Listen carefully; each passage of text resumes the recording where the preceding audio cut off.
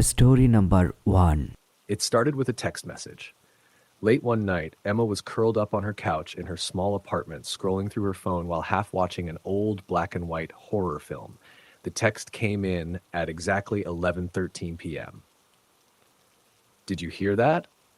The message was from a number she didn't recognize. She frowned, assuming it was spam or a wrong number, but something about it felt unsettling. She typed back a quick reply. Who is this? A few seconds later, the response came, I'm in the hallway. Emma froze. The hallway? Her hallway? The text felt more invasive than threatening, but the hair on the back of her neck stood up. She glanced toward her apartment door, which led to a dimly lit corridor shared by the other tenants on her floor. Very funny, she muttered to herself, typing again. You've got the wrong person. Stop texting me. There was no immediate reply. She locked her phone and went back to her movie, though her attention was now fractured. Her eyes kept drifting to the door. 5 minutes passed. Her phone vibrated again. She picked it up reluctantly. I can see your light under the door. Emma's heart thudded against her ribs. She immediately turned off the lamp next to her. Darkness swallowed the room, save for the faint glow of the TV. She stared at the door, holding her breath. This had to be a prank, a stupid, cruel prank. She refused to let fear take over. She stood up and approached the door, pressing her eye against the peephole. The hallway outside was empty, its pale green walls bathed in the flickering light of a single overhead bulb. She saw nothing out of the ordinary. Her fingers trembled as she typed back. Who are you? What do you want? The reply came almost instantly. Let me in. Emma's blood ran cold. She stared at the words, her pulse roaring in her ears. Slowly, she backed away from the door, her mind racing. Was someone out there, or was this some sick game? Then she heard it. A soft knock. It was so faint she might have missed it if the apartment wasn't so deathly quiet. The knock came again, a little louder this time. She didn't move. Her phone vibrated again. I know you're home, Emma. Her stomach dropped. Whoever it was knew her name. Her breath quickened, panic clawing at her chest. She dialed 911, her fingers shaking so badly she nearly dropped the phone. It rang twice before a calm, professional voice answered. 911, what's your emergency? There's someone outside my door, Emma whispered. They're texting me. They know my name. Are they trying to enter your home? I don't know. They knocked. The operator's voice remained steady. Stay on the line with me. Are your doors and windows locked? Yes. Good. Do not open the door. Officers are on their way. The knock came again, louder this time. Emma let out a shaky gasp. Stay calm, the operator said. Help is coming. Suddenly, the knocking stopped. The silence was somehow worse. Emma strained to hear any sound, footsteps, breathing, anything, but the hallway was dead quiet. Her phone buzzed again. They won't get here in time. Emma's knees buckled, and she sank to the floor, clutching the phone like a lifeline. The operator's voice became background noise as she stared at the screen, trying to process the message. Then, from the corner of her eye, she noticed something. The shadow. It slid across the bottom of the door, faint but unmistakable. Someone was standing just outside. Please hurry, Emma whispered into the phone, tears streaming down her face. She crawled backward, putting as much distance between herself and the door as possible.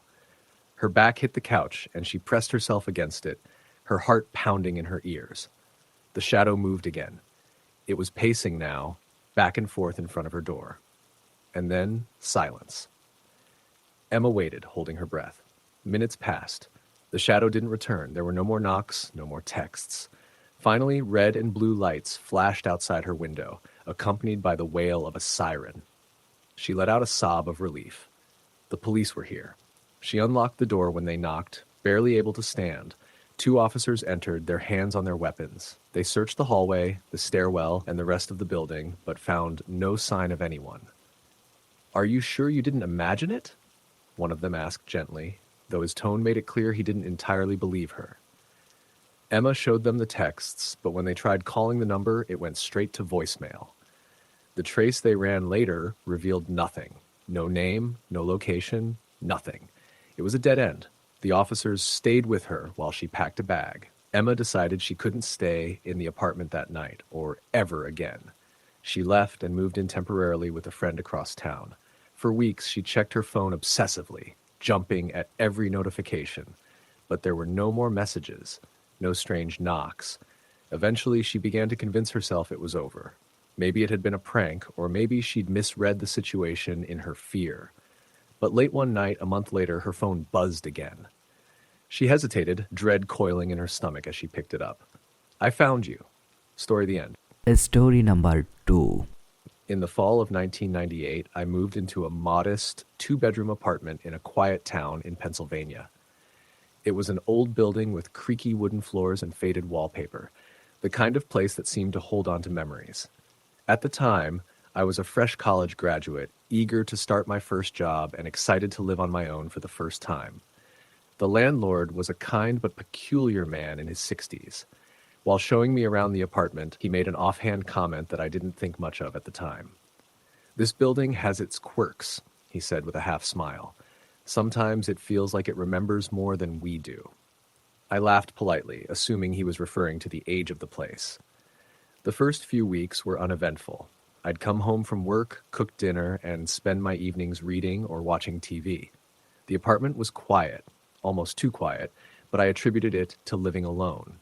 I wasn't used to the absence of roommates or the constant hum of activity. One night, as I was lying in bed, I heard a faint sound. It was rhythmic, almost like a soft tapping.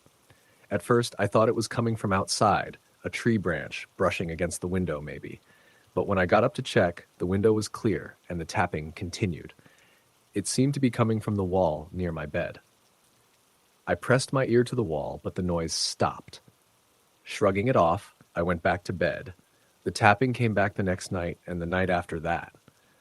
It wasn't loud, but it was persistent, like someone knocking on the wall in slow, deliberate intervals. It always stopped when I tried to locate the source. I started to feel uneasy, but told myself it was just the old building settling or pipes shifting. A week later, things escalated. I came home from work to find my kitchen chairs rearranged. They weren't just out of place, they were lined up in a perfect row facing the living room. I was sure I hadn't left them like that, but I convinced myself I must have moved them without thinking. Then there was the smell. It started faint, like old wood or damp earth. Over the next few days, it grew stronger, filling the apartment with a sour, metallic tang. No amount of cleaning or air freshener seemed to help. It wasn't constant. It would appear suddenly and vanish just as quickly. One night, I woke up to the sound of someone walking in the hallway outside my bedroom. The floorboards creaked under heavy, deliberate footsteps. My heart raced as I grabbed the baseball bat I kept by my bed. I called out, "Who's there?" But the footsteps stopped abruptly. I checked the hallway and the rest of the apartment, but it was empty. The next morning, I called the landlord to ask if anyone else had a key to the apartment. He assured me that I was the only tenant with access. "Sometimes old buildings make strange noises," he said, "but if you're really worried, I can change the locks." I accepted his offer, but it didn't make me feel any safer. The activity in the apartment became more frequent and more personal. One evening, as I was folding laundry in the living room, I noticed something on the coffee table. It was a photo of me, taken on my first day at work. I didn't remember printing it, let alone leaving it there. When I picked it up, I saw something written on the back in shaky, almost childlike handwriting. "Do you see me?" I felt a chill run down my spine. I searched the apartment again, every corner, every closet, but I found nothing. That night, I barely slept. The following weekend, I decided to stay at a friend's house. I needed a break from the apartment, from the constant feeling of being watched. My friend Sarah was skeptical when I told her what had been happening. "You've been working a lot," she said. "Maybe you're just stressed." But when I returned to the apartment on Sunday, things were worse. My books were pulled from the shelves and stacked in strange, haphazard towers. The mirror in the bathroom had been cracked, a long, jagged line running diagonally across it. And scrawled on the wall above my bed, in the same shaky handwriting, were the words, "Why don't you answer me?" I couldn't stay there any longer. I packed a bag and checked into a motel, determined to figure out what was going on. The next day, I went to the local library to research the building. What I found made my blood run cold. In the early 1940s, the building had been a boarding house. A young woman named Eleanor had lived in my apartment. She was a recluse known for her strange behavior and tendency to keep to herself. One day, her landlord discovered her lifeless body in the bedroom. The official cause of death was suicide, but there were rumors, whispers of foul play, of something darker. Some neighbors claimed they'd heard her talking to someone late at night, even though she lived alone. Others said they saw her standing at the window, staring out at nothing for hours. Eleanor's death had been ruled an accident, and the building changed hands several times over the years.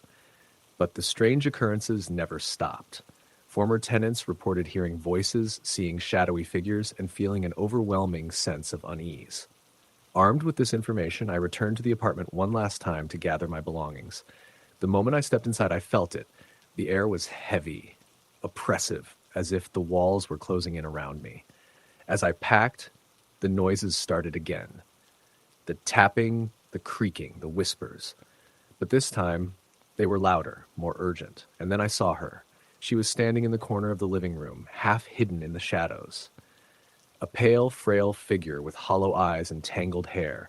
She didn't move, didn't speak. She just stared at me with an expression I couldn't decipher. Was it anger? Sadness? Desperation? I froze, my breath catching in my throat. "Eleanor?" I whispered. Her head tilted slightly, almost as if she'd heard me. And then she was gone, dissolving into the air like smoke. I left the apartment that night and never went back. I broke my lease, lost my security deposit, and spent the next few months crashing on Sarah's couch. I told myself it was over, that whatever had been haunting that place was behind me.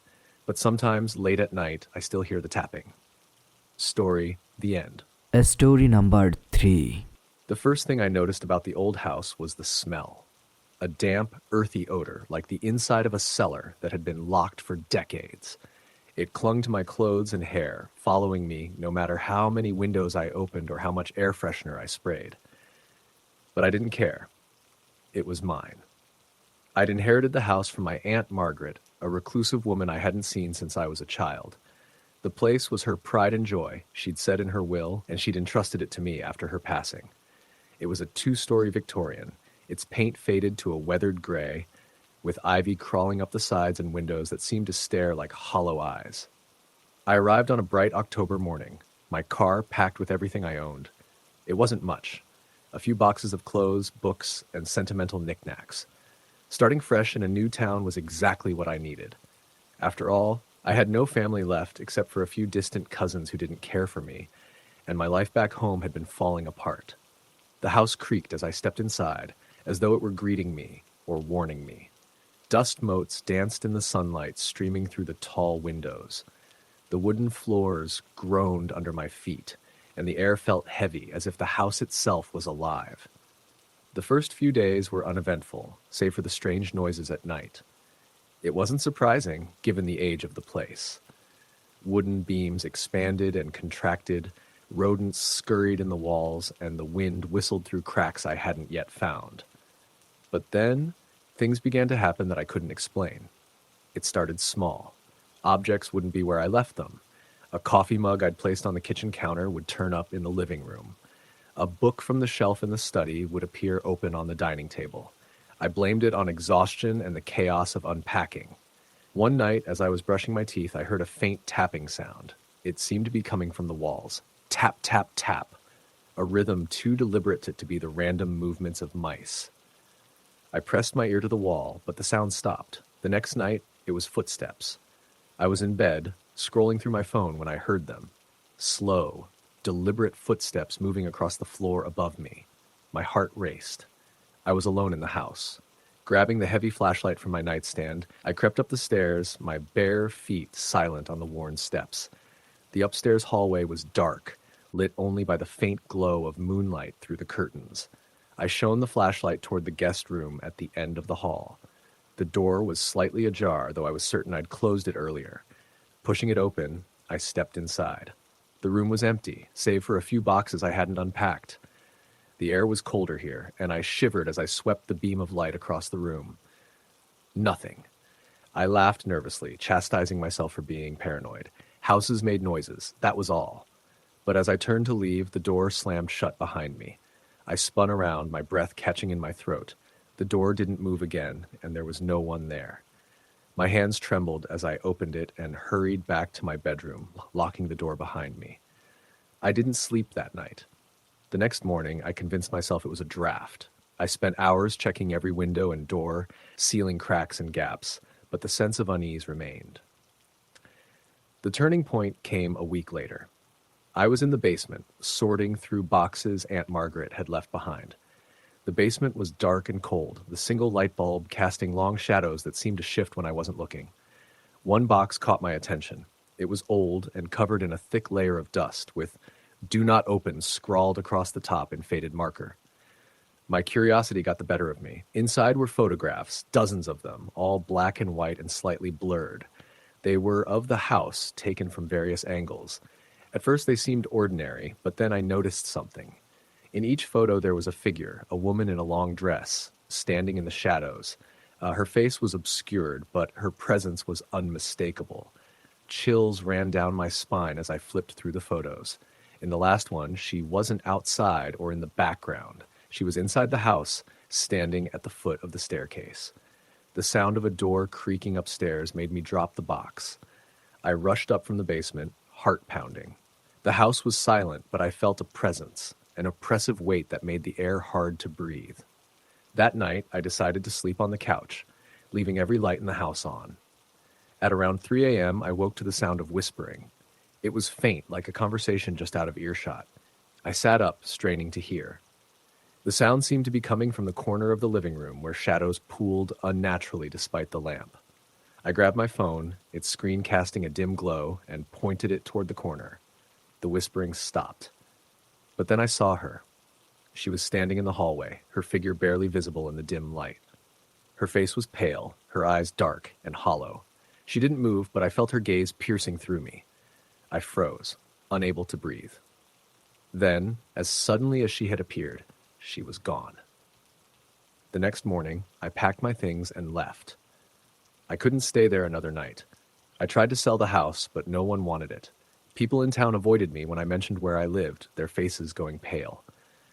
One old man at the diner finally told me what I'd been too afraid to ask. "Your aunt didn't die peacefully," he said, his voice low. "She fell down the stairs, or at least that's what they say. But before that, she used to tell anyone who'd listen about the woman she saw. She said the house didn't belong to her, it belonged to the woman, and the woman didn't like to share."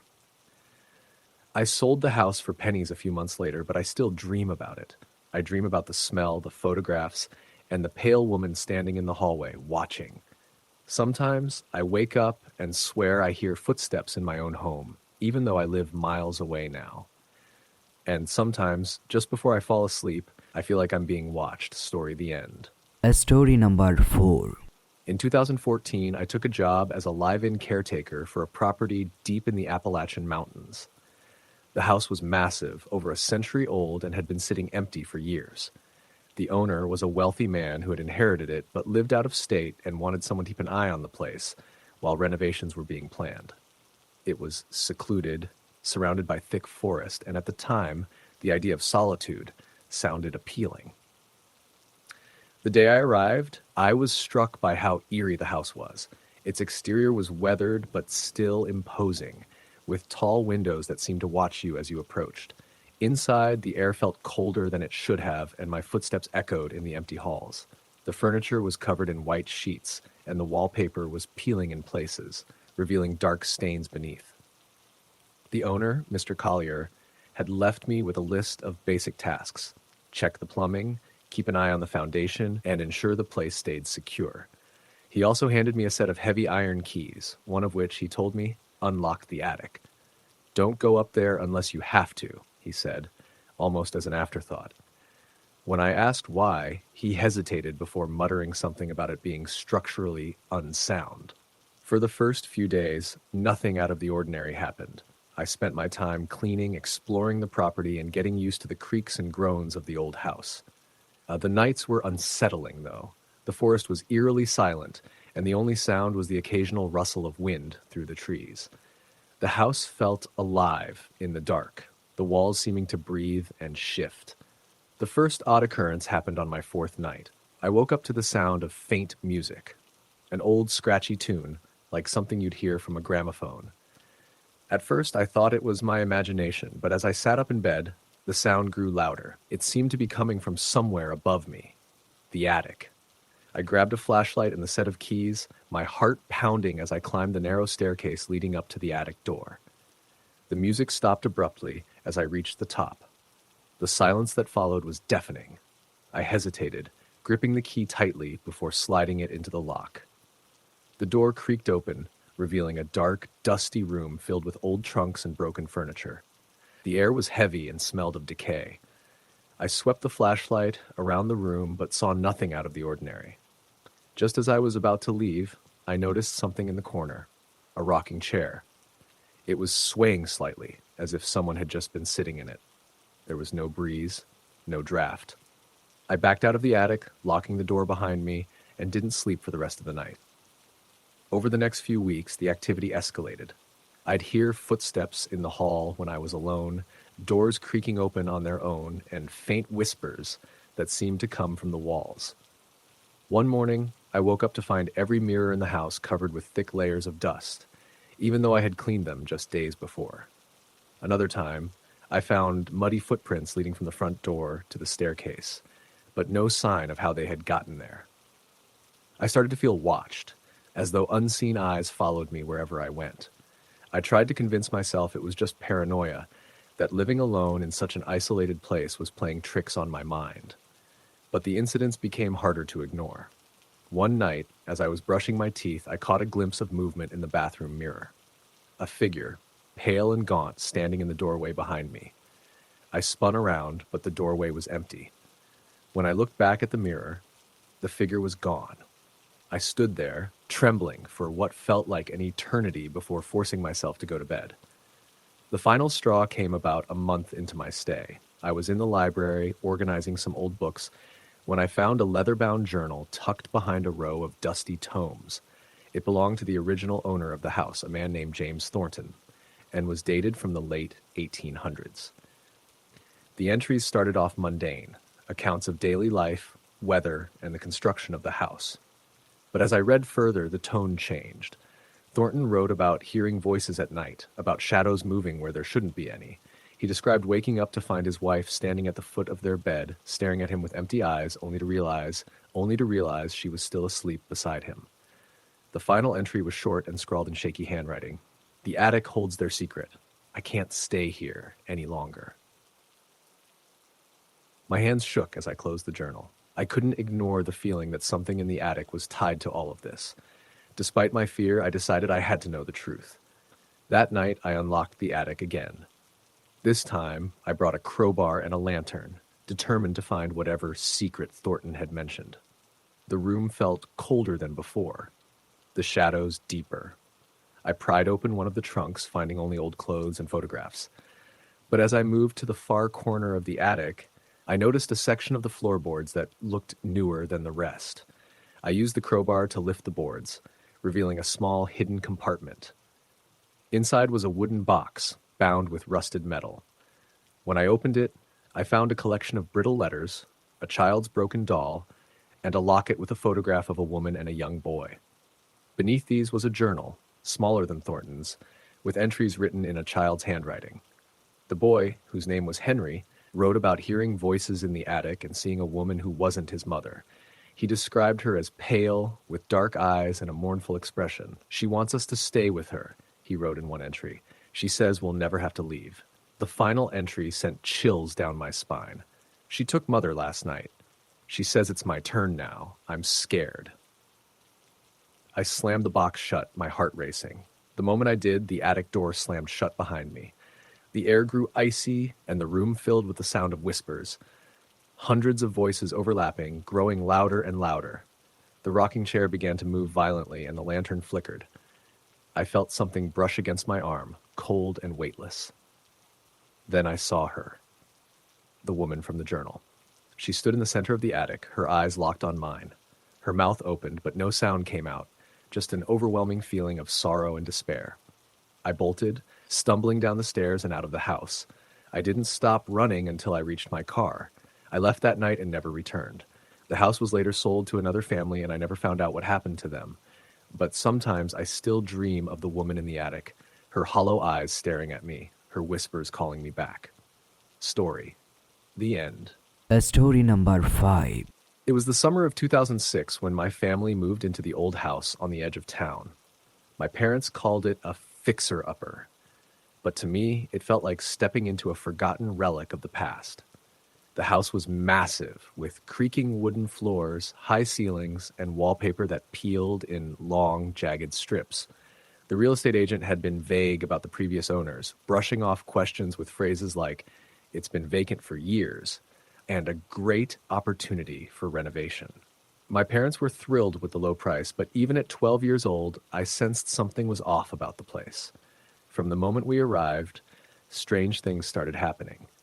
At first, it was little things: doors that wouldn't stay closed, lights that flickered no matter how many bulbs we changed, and an unsettling coldness in certain parts of the house.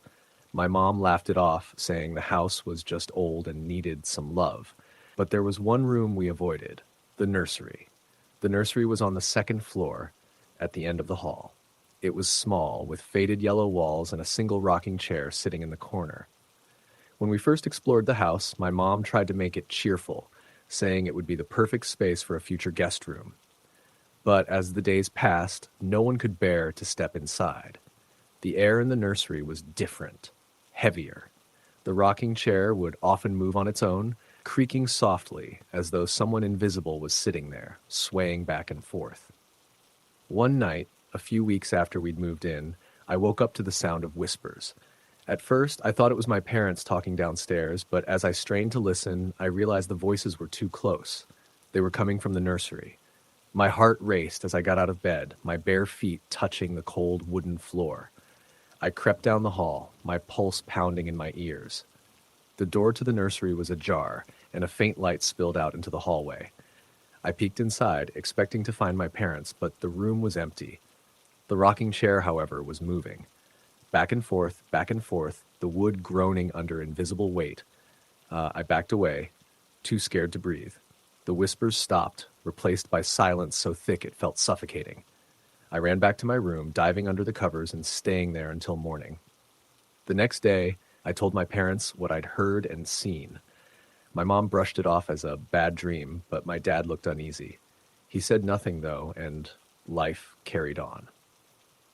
It wasn't long before my younger brother, Ben, started acting strange. He was only 6 at the time, full of energy and curiosity, but after a few weeks in the house, he grew quiet. He would sit in the corner of his room talking to someone who wasn't there. "Who are you talking to?" I asked him one afternoon. He looked up at me, his wide blue eyes filled with confusion. "The lady," he said simply. "What lady?" "The one in the yellow room," he replied, as if it were the most obvious thing in the world. "She says it's her house." A chill ran down my spine. I told my parents, but they dismissed it as Ben's overactive imagination. Then things got worse. One night, my mom was working late and my dad was watching TV downstairs. I was in my room finishing homework when I heard a loud bang. It came from the nursery. I froze, gripping my pencil so hard it snapped in two. The noise came again, followed by the unmistakable sound of a child crying. I bolted out of my room and found my dad at the base of the stairs, staring up at the nursery door. His face was pale and he held a baseball bat in his hands. "Stay here," he ordered, his voice shaking. I didn't listen. I followed him up the stairs, my heart hammering in my chest. He pushed open the nursery door with that, and the crying stopped instantly. The room was empty, just like it had been every other time. But this time, there was something new. On the wall above the rocking chair, scratched into the peeling yellow paint, were the words, "Get out!" My dad didn't sleep that night. None of us did. The next morning, he called a contractor to board up the nursery. My mom protested, saying it was silly to waste money, but my dad wouldn't budge. By the end of the day, the door was sealed shut, and the room was off limits. For a while, things seemed to calm down. The whispers stopped, the rocking chair no longer moved, and the house felt almost normal. Until the night Ben disappeared. It was late, and I'd fallen asleep with a book on my chest. I woke to the sound of footsteps, light and quick, running down the hall. I sat up, groggy, and called out, "Ben?" There was no answer. I got up and checked his room, but he wasn't there.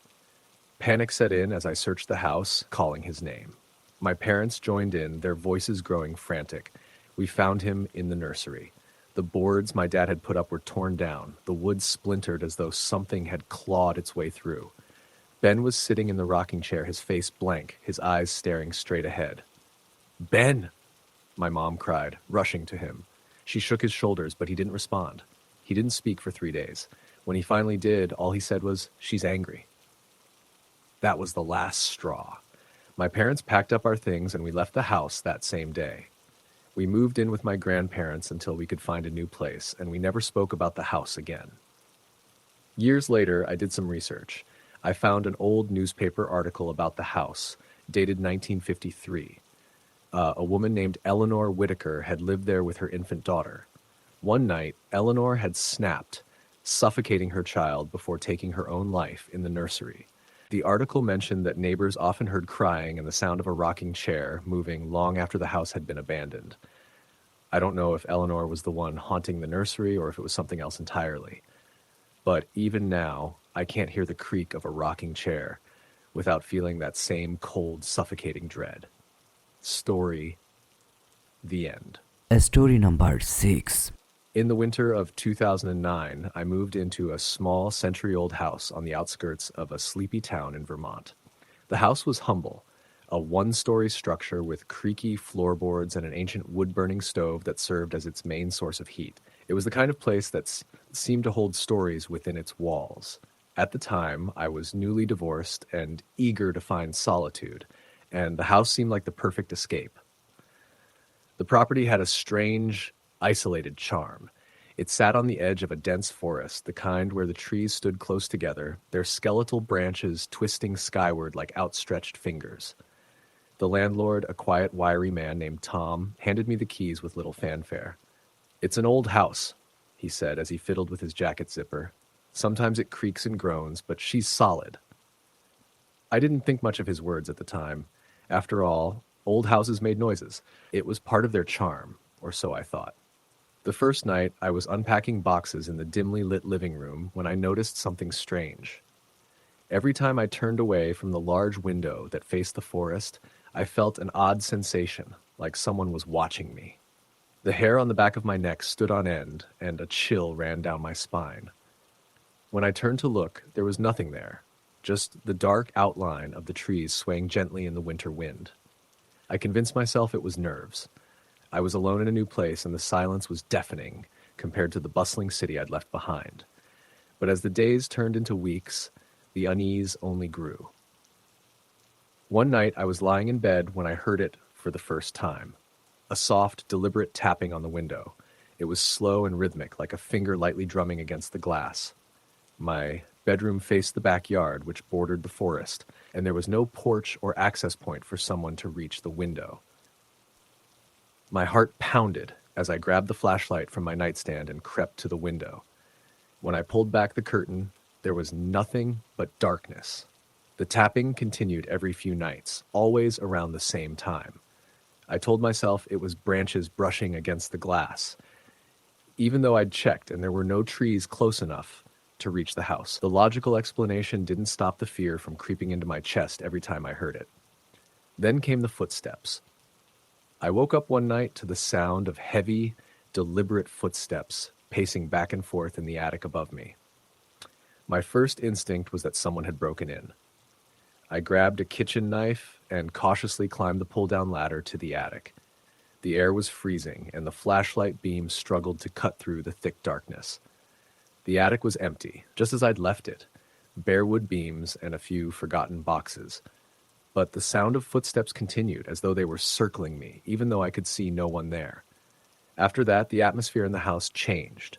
It felt heavier, darker, as if the walls were closing in. The small, harmless noises I'd noticed before, the creaking floorboards, the faint scratching sounds, became more pronounced. Shadows seemed to linger longer in the corners of rooms, and I began to feel a presence I couldn't explain. One night, as I was reading in the living room, the air grew icy cold. The wood stove was burning brightly, and the room should have been warm, but my breath fogged in front of me.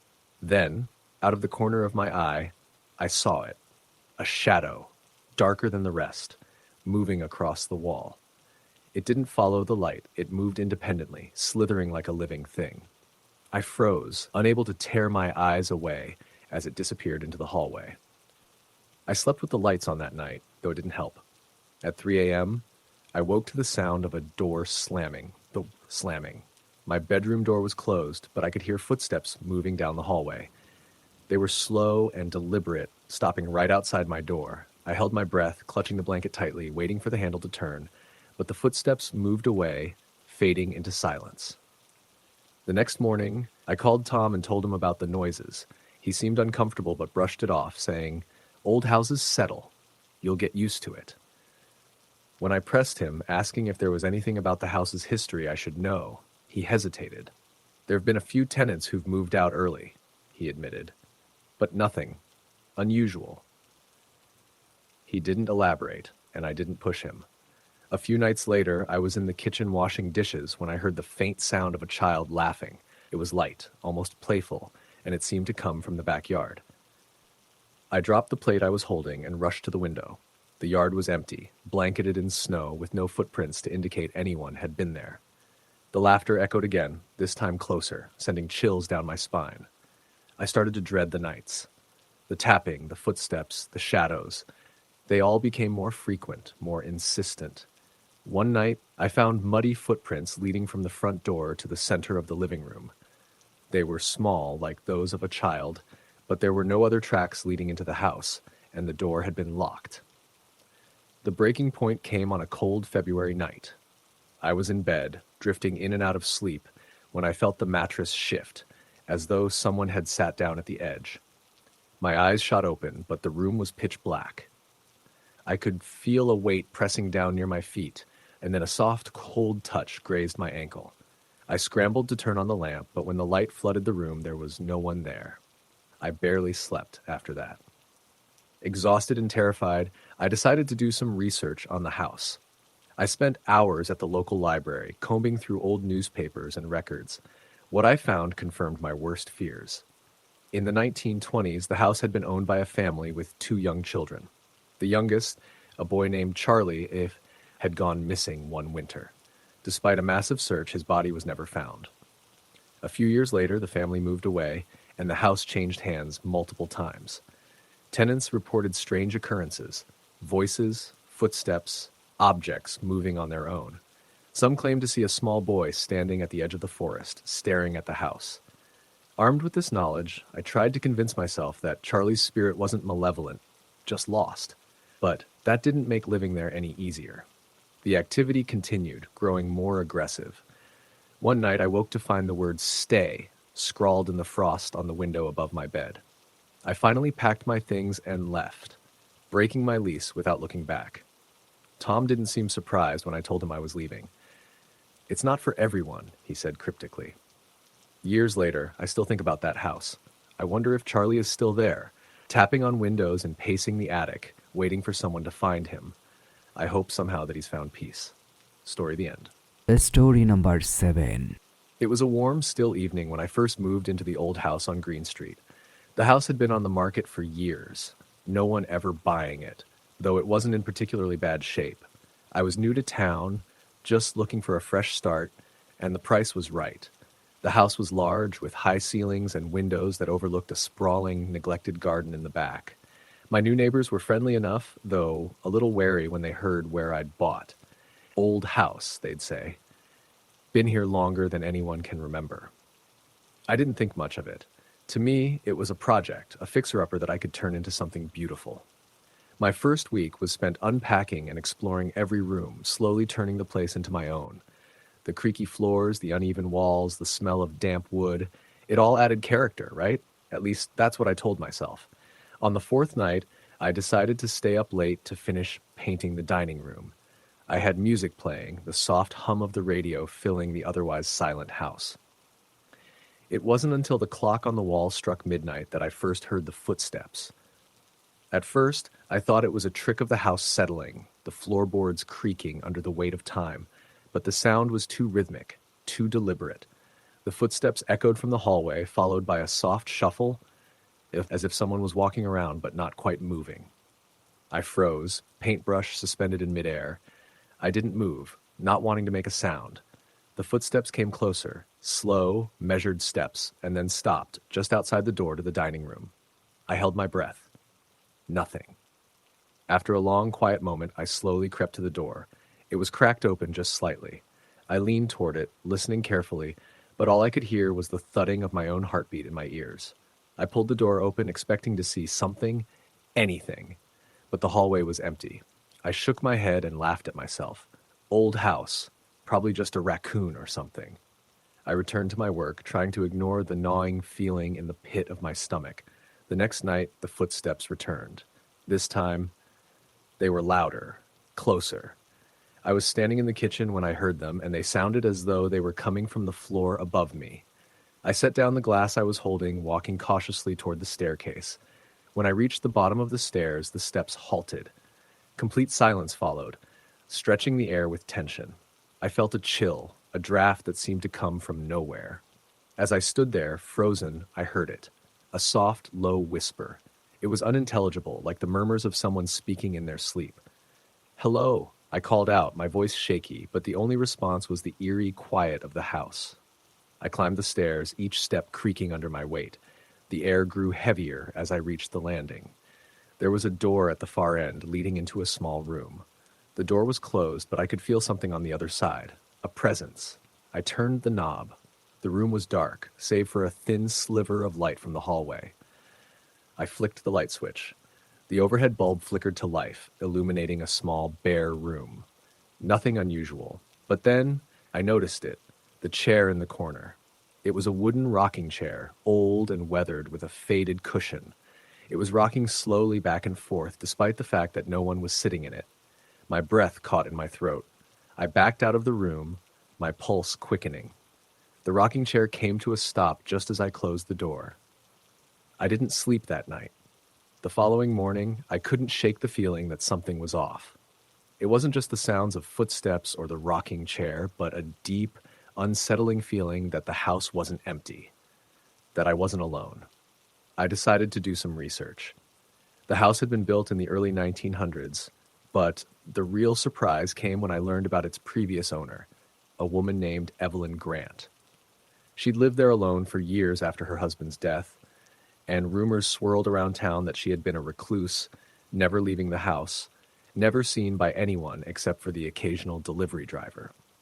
The local history books mentioned that after Evelyn passed away, the house stood empty for almost 2 decades. Neighbors whispered that she hadn't died in her sleep, but had fallen down the stairs. Some even said she had been pushed. I couldn't ignore it anymore. The next evening, I took a deep breath and made my way up to the second floor. I stood outside the room with the rocking chair, the air around me heavy, thick with a presence I could almost touch. This time, I was ready. I pushed the door open slowly. It was just as I remembered. The rocking chair, the same quiet room, the thick dust settling in every corner. But then I noticed something else. There, on the floor near the chair, was a small object, a key. It was old, rusted, and shaped like nothing I had ever seen. I bent down to pick it up, a strange compulsion driving me to touch it. As soon as my fingers brushed against the metal, I heard it. The footsteps.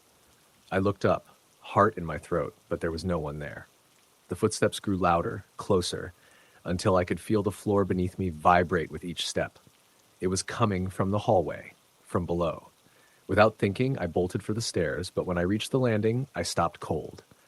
The stairs below were completely dark, the shadows stretching long across the floor. And at the bottom of the staircase stood a figure, a woman in a faded nightgown, her hair hanging loosely around her pale face. Her eyes were empty, dark voids that stared straight at me. I couldn't move. My heart felt like it was lodged in my throat. The figure didn't speak, but I felt her presence pressing in on me. Slowly, she began to ascend the stairs toward me, one slow step after another, the sound of her feet against the wood louder with each movement. I ran. I didn't stop to grab my things. I didn't stop to lock the door. I ran out of the house, across the yard, and didn't look back until I reached my car. The next morning, I didn't go back. I didn't even want to look at the house, let alone step foot inside again. I learned later that the house had been on the market for so long because it was considered cursed. No one had lived there for any real length of time. People would buy it, fix it up, but they would always leave. No one could ever stay long enough to make it their home. The house on Green Street is still there, but I know better than to go near it. Some houses, I guess, are never meant to be lived in. Some souls never leave. Story the end. Story number 8. I moved into the old farmhouse just outside the small town of Oakwood in the fall of 2016. It was a simple 2-story structure built in the early 1900s with a wraparound porch and a barn out back that had seen better days. The house had been vacant for over a decade, and the price was too good to pass up. I was looking for a fresh start after a messy breakup, and the idea of living somewhere quiet and secluded appealed to me. The first few days were peaceful, just settling in and getting used to the creaky floorboards and the smell of old wood. The house had a strange charm, but there was something about it that unsettled me. The rooms were dim, even with the curtains open, as though the light could never quite reach all corners of the house. The walls were a faded yellow, and the wallpaper was peeling in places. The barn, too, felt neglected, with broken windows and the smell of damp hay lingering in the air. I convinced myself it was just the age of the place. Nothing to worry about. But strange things started happening almost immediately. The first night, I woke up to a soft, rhythmic knocking sound coming from somewhere downstairs. At first, I thought it was the house settling, but the knock was too deliberate, almost like someone tapping on the door. I got up, checked all the doors and windows, but found nothing unusual. I brushed it off, telling myself it was just my imagination. Over the next few weeks, the noises continued. The knocking would come at random times during the night, always soft at first, then growing louder and more insistent. It wasn't always the same pattern. Sometimes it would be at the front door, sometimes at the back, other times coming from the walls themselves. One night, I was lying in bed when I heard what sounded like footsteps walking slowly up the stairs, one step at a time. My heart raced as I lay still, listening, waiting for them to stop at the top, but there was nothing. I opened the door, but the hallway was empty. I tried to ignore it, but the house felt colder, as though the air itself had thickened. I started locking the doors at night, even though I was alone in the house. One morning, I found the front door wide open, the locks still in place, and no sign of anyone having entered. That was when I began to feel that something wasn't right. The odd occurrences intensified. The lights would flicker on their own, even when the power was stable. I'd hear whispers late at night, just out of reach of understanding. I tried to tell myself it was the old wiring, or maybe wind playing tricks on the house, but deep down, I knew it wasn't. One evening, after a particularly unnerving night, I decided to explore the attic. The door had been locked when I moved in, and I never thought much about it until that night. It was almost as if something was pushing me toward it. I grabbed the spare key from the drawer and opened the attic door. The stairs creaked loudly as I ascended, and the musty smell hit me immediately. A mix of old wood, dust, and something I couldn't quite place. The attic was filled with old furniture, boxes of forgotten trinkets, and piles of yellowing newspapers. But what caught my attention was the small rocking chair in the corner. It was oddly out of place, surrounded by old blankets and piles of junk. As soon as I saw it, I felt a chill in the air. The chair was rocking back and forth as if someone had just gotten up. I stood frozen, watching it move on its own. The movement was slow, almost mechanical, but unmistakable. I couldn't tear my eyes away. It felt like the air had become heavier, like something was waiting for me to leave. But I couldn't. Something inside me demanded that I stay, that I understand what was happening. The rocking chair stopped abruptly, and for a moment I heard nothing but the sound of my own heartbeat in my ears. Then, faintly, I heard it, the whispering. At first I thought it was the wind, but it was too steady, too intentional. The whispers grew louder, becoming clearer. "Go," it said. "Leave, now." I stumbled backward, slamming the attic door shut behind me. I could still hear the whispers echoing in my mind, a soft, insistent plea. But I couldn't leave. I was too terrified to move. I rushed back to the living room and locked every door, turning on every light in the house. I didn't sleep that night, too afraid to close my eyes, too afraid of what might happen when I did. The next morning, I decided to do some research on the house. The land around it had once been farmland. thus owned by a family named the Carsons.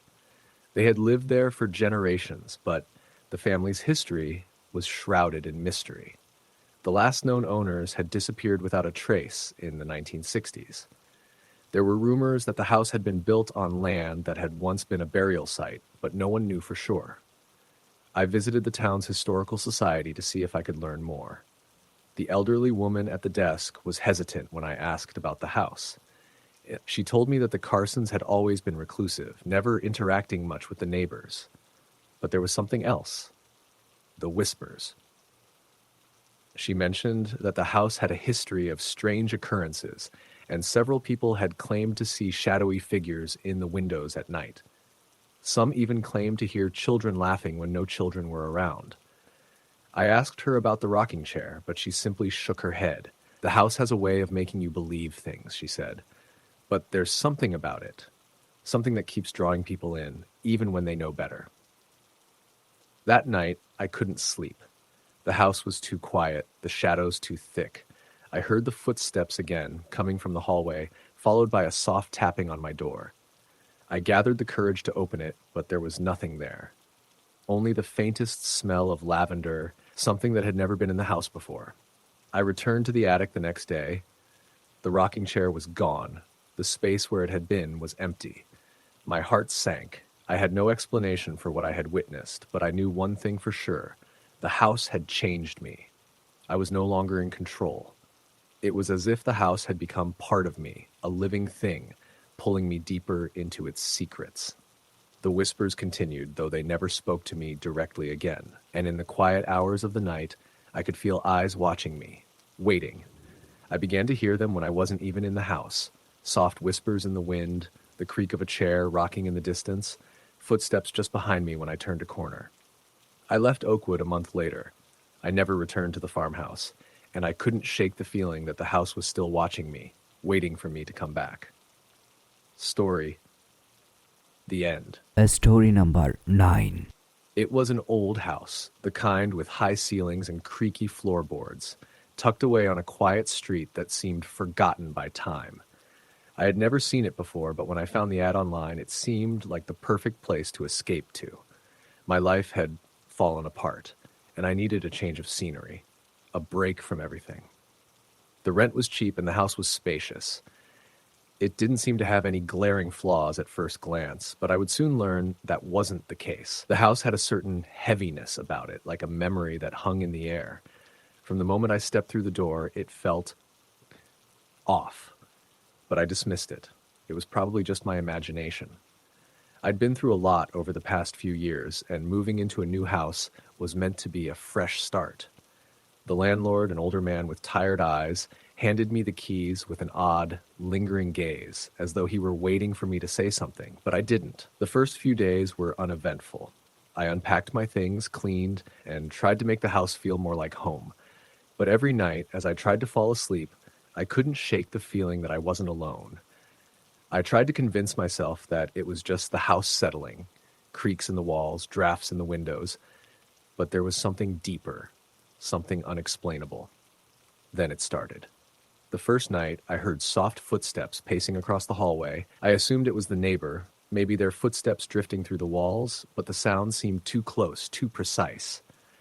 I got up, heart racing, and walked down the hallway, but found nothing. The house was empty, quiet. The next night, the footsteps returned. This time, they were louder, more insistent. I could hear them clearly, the soft shuffle of shoes against the floorboards. They seemed to be coming from the room at the end of the hall, the one I had avoided since moving in. I tried to ignore it, but it became impossible. Every night, the footsteps grew more frequent, more distinct. They never went away. It was as though someone was pacing the hallway, waiting. The air felt colder when I was near that door, and sometimes I would hear a faint whisper, too quiet to understand but unmistakably there. One evening, when the footsteps were especially persistent, I decided to confront it. I had to know if it was my imagination or something else. The hallway was dim, lit only by the flickering bulb above, casting long shadows across the floor. I stood at the door, heart pounding, and opened it slowly. The room was empty, just as I expected. It was the guest bedroom, with faded wallpaper and an old bed frame pushed against the wall. The air was thick with dust, and the smell of mothballs filled my nose. I looked around, but nothing seemed unusual until I noticed the mirror on the wall. It was large, framed in dark wood, and it caught my attention because it seemed out of place. I could have sworn it hadn't been there when I first moved in. A chill ran down my spine as I walked closer, my eyes fixed on the reflection in the glass. For a split second, I thought I saw something, someone, standing behind me. I spun around, but the room was still empty. I stepped back, my heart racing, and left the room, shutting the door behind me. I couldn't explain what I had seen, but I knew what I felt. Something was in that room. Something, or someone. The next night, I decided to stay up, hoping to catch a glimpse of whatever it was that had been making the noise. I turned off all the lights, sat on the couch in the living room, and listened. The house was silent. Too silent. And then, around midnight, I heard it again, the footsteps. Slowly, carefully, I made my way down the hallway toward the room at the end. My pulse quickened with each step. When I reached the door, it was ajar. The light in the hallway flickered, casting eerie shadows on the walls. I pushed the door open and stepped inside. I froze. The mirror was no longer on the wall. In its place was a chair, sitting by the window. The chair was rocking, gently creaking back and forth. I stepped forward, my hand shaking as I reached for the chair, but then, just as I touched the armrest, the footsteps returned. Louder, closer. I spun around, but the hallway was empty. The door to the guest room slammed shut, and I could hear the sound of something or someone rummaging around inside. I couldn't breathe. Panic set in, and I ran. I ran out of the room and down the stairs, straight into the living room. My hands were trembling, my body drenched in sweat. I collapsed onto the couch, too terrified to move. The house was still now, completely silent, but I couldn't shake the feeling that something was watching me. I stayed awake all night, waiting for the sun to rise. The next morning, I couldn't stay in the house any longer. I packed a bag, grabbed my phone, and went to stay at a friend's place. I couldn't explain it. I didn't know what I had heard, what I had seen, or what had been pacing the hallways, but I knew I couldn't go back. A week later, I went back to the house, determined to gather my things and leave for good. But when I arrived, the door was wide open. The place had been ransacked, furniture overturned, drawers pulled out and emptied. It looked like someone had been searching for something, or perhaps trying to make a statement. I called the landlord, but when I explained what had happened, he seemed unfazed, almost as if he expected it. "That house," he said quietly, "has a history. People never stay long." I asked him what he meant, but he wouldn't say any more. He told me that the house had once belonged to a family that had disappeared without a trace. The story was murky, full of rumors and speculation, but no one could ever confirm what had really happened. They said the house had been haunted ever since. That's why it had been sitting empty for so long. I never went back. I left the town soon after and tried to forget about the house. But sometimes when I close my eyes, I can still hear the footsteps pacing down the hallway, and I still see that rocking chair swaying in the corner of the room, as though waiting for someone to sit down, waiting for someone to stay. Story the end. Story number 10. It was late summer when I moved into the small house on Maple Street, a street lined with tall, overgrown trees, their shadows stretching far into the yard as the sun began to dip below the horizon.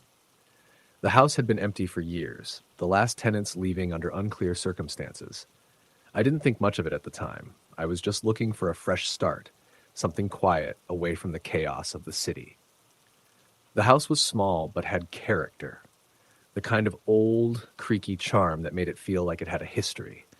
The landlord was an elderly man who didn't speak much, only providing a few simple instructions about the house's quirks. The creaky floorboards, the way the windows sometimes didn't open properly, and how the back door often stuck. As he handed me the keys, he seemed to linger a little too long, his eyes scanning the house, as if he were making sure I didn't notice something I was meant to overlook. The first few nights were uneventful. I unpacked my things, cleaned, and got used to the place. The house felt peaceful, almost too peaceful. The stillness was comforting, but also unsettling. The air was thick, like the house had been waiting for something to happen, for someone to live in it again. One evening, as I was settling down with a cup of tea, I heard a sound, a faint tapping from the wall next to me. At first, I thought it was the house settling, but then it came again, slower, deliberate. Tap, tap, tap. I froze, looking around. The sound wasn't coming from the floor or ceiling. It was coming from the wall right beside me. I stood up and walked over, placing my hand on the spot where the noise seemed to originate. I felt nothing unusual, just the cool, solid surface of the wall. It was the first of many odd occurrences that would continue in the weeks that followed.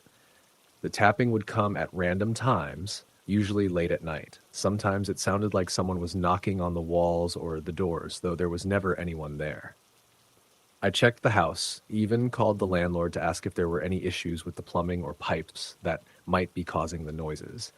He assured me everything was fine, but the strange sounds only grew more frequent. One night, as I lay in bed, I heard the tapping again, but this time it was louder, almost frantic. It was coming from the hallway, right outside my bedroom door. My heart began to race. I got out of bed, hesitated for a moment, and opened the door. The hallway was empty, the dim light from the moon casting shadows on the walls. The air felt heavier than usual, like the house itself was holding its breath. I turned around and nearly jumped out of my skin when I saw a shadow move at the end of the hallway. It was quick, just a blur, but it was there. I rushed down the hallway, reaching the spot where the shadow had disappeared, but there was nothing. No trace of anyone or anything. I looked into the rooms along the hallway, the closets, the attic door.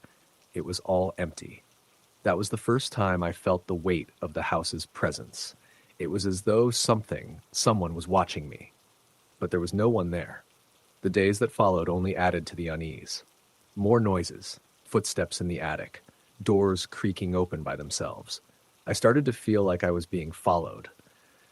Sometimes, when I would pass a mirror, I would catch a glimpse of something, just out of the corner of my eye, standing behind me. It was never clear enough to make out, but the feeling of being watched was overwhelming. One evening, I decided to do some research on the house. There wasn't much to go on, but I figured it couldn't hurt. I went to the local library and asked the librarian if she knew anything about the house. She was hesitant at first, but then mentioned that the house had been built by a family named the Carters in the late 1800s. The family had lived there for generations, but there had been rumors surrounding their departure. Some people said they had been forced to leave due to financial troubles, while others whispered that something darker had driven them out. The librarian told me that several people in the neighborhood had reported strange occurrences in the house, whispers, unexplained noises, and sightings of figures in the windows. But what caught my attention the most was the story about a young girl named Lily who had lived in the house. She had disappeared when she was just 10 years old, and no one ever found out what happened to her. Some claimed she had run away. Others believed she had drowned in the nearby river, but the truth was never known. The house, after her disappearance, was never quite the same. I left the library feeling unsettled, my mind racing with the information I had just learned. It was all starting to make sense. The tapping, the footsteps, the shadowy figures. Lily, the little girl who had vanished, had never truly left. Her spirit, or whatever was left behind, was still in that house. That night, I stayed up late, trying to keep my mind off the growing unease. But as the clock struck midnight, I heard it. The sound of footsteps, faint but unmistakable. They were coming from the hallway again, and this time they were accompanied by the sound of someone breathing. I stood up, my legs trembling. I walked slowly to the door and opened it, but the hallway was empty once more. The air was cold, colder than usual, and the walls seemed to pulse with a strange energy. The footsteps continued, but now they were louder, as though whoever was walking down the hall was getting closer. I turned toward the stairs that led up to the attic. The door at the top was slightly ajar, and I could see a sliver of darkness behind it. I didn't want to go up there. I knew something was waiting for me, but my feet moved on their own, carrying me toward the stairs. The attic was a small, cramped space, filled with dust and old furniture covered in white sheets. The air was thick, suffocating, and the shadows seemed to shift with every movement. As I stepped further into the room, the door slammed shut behind me, trapping me inside.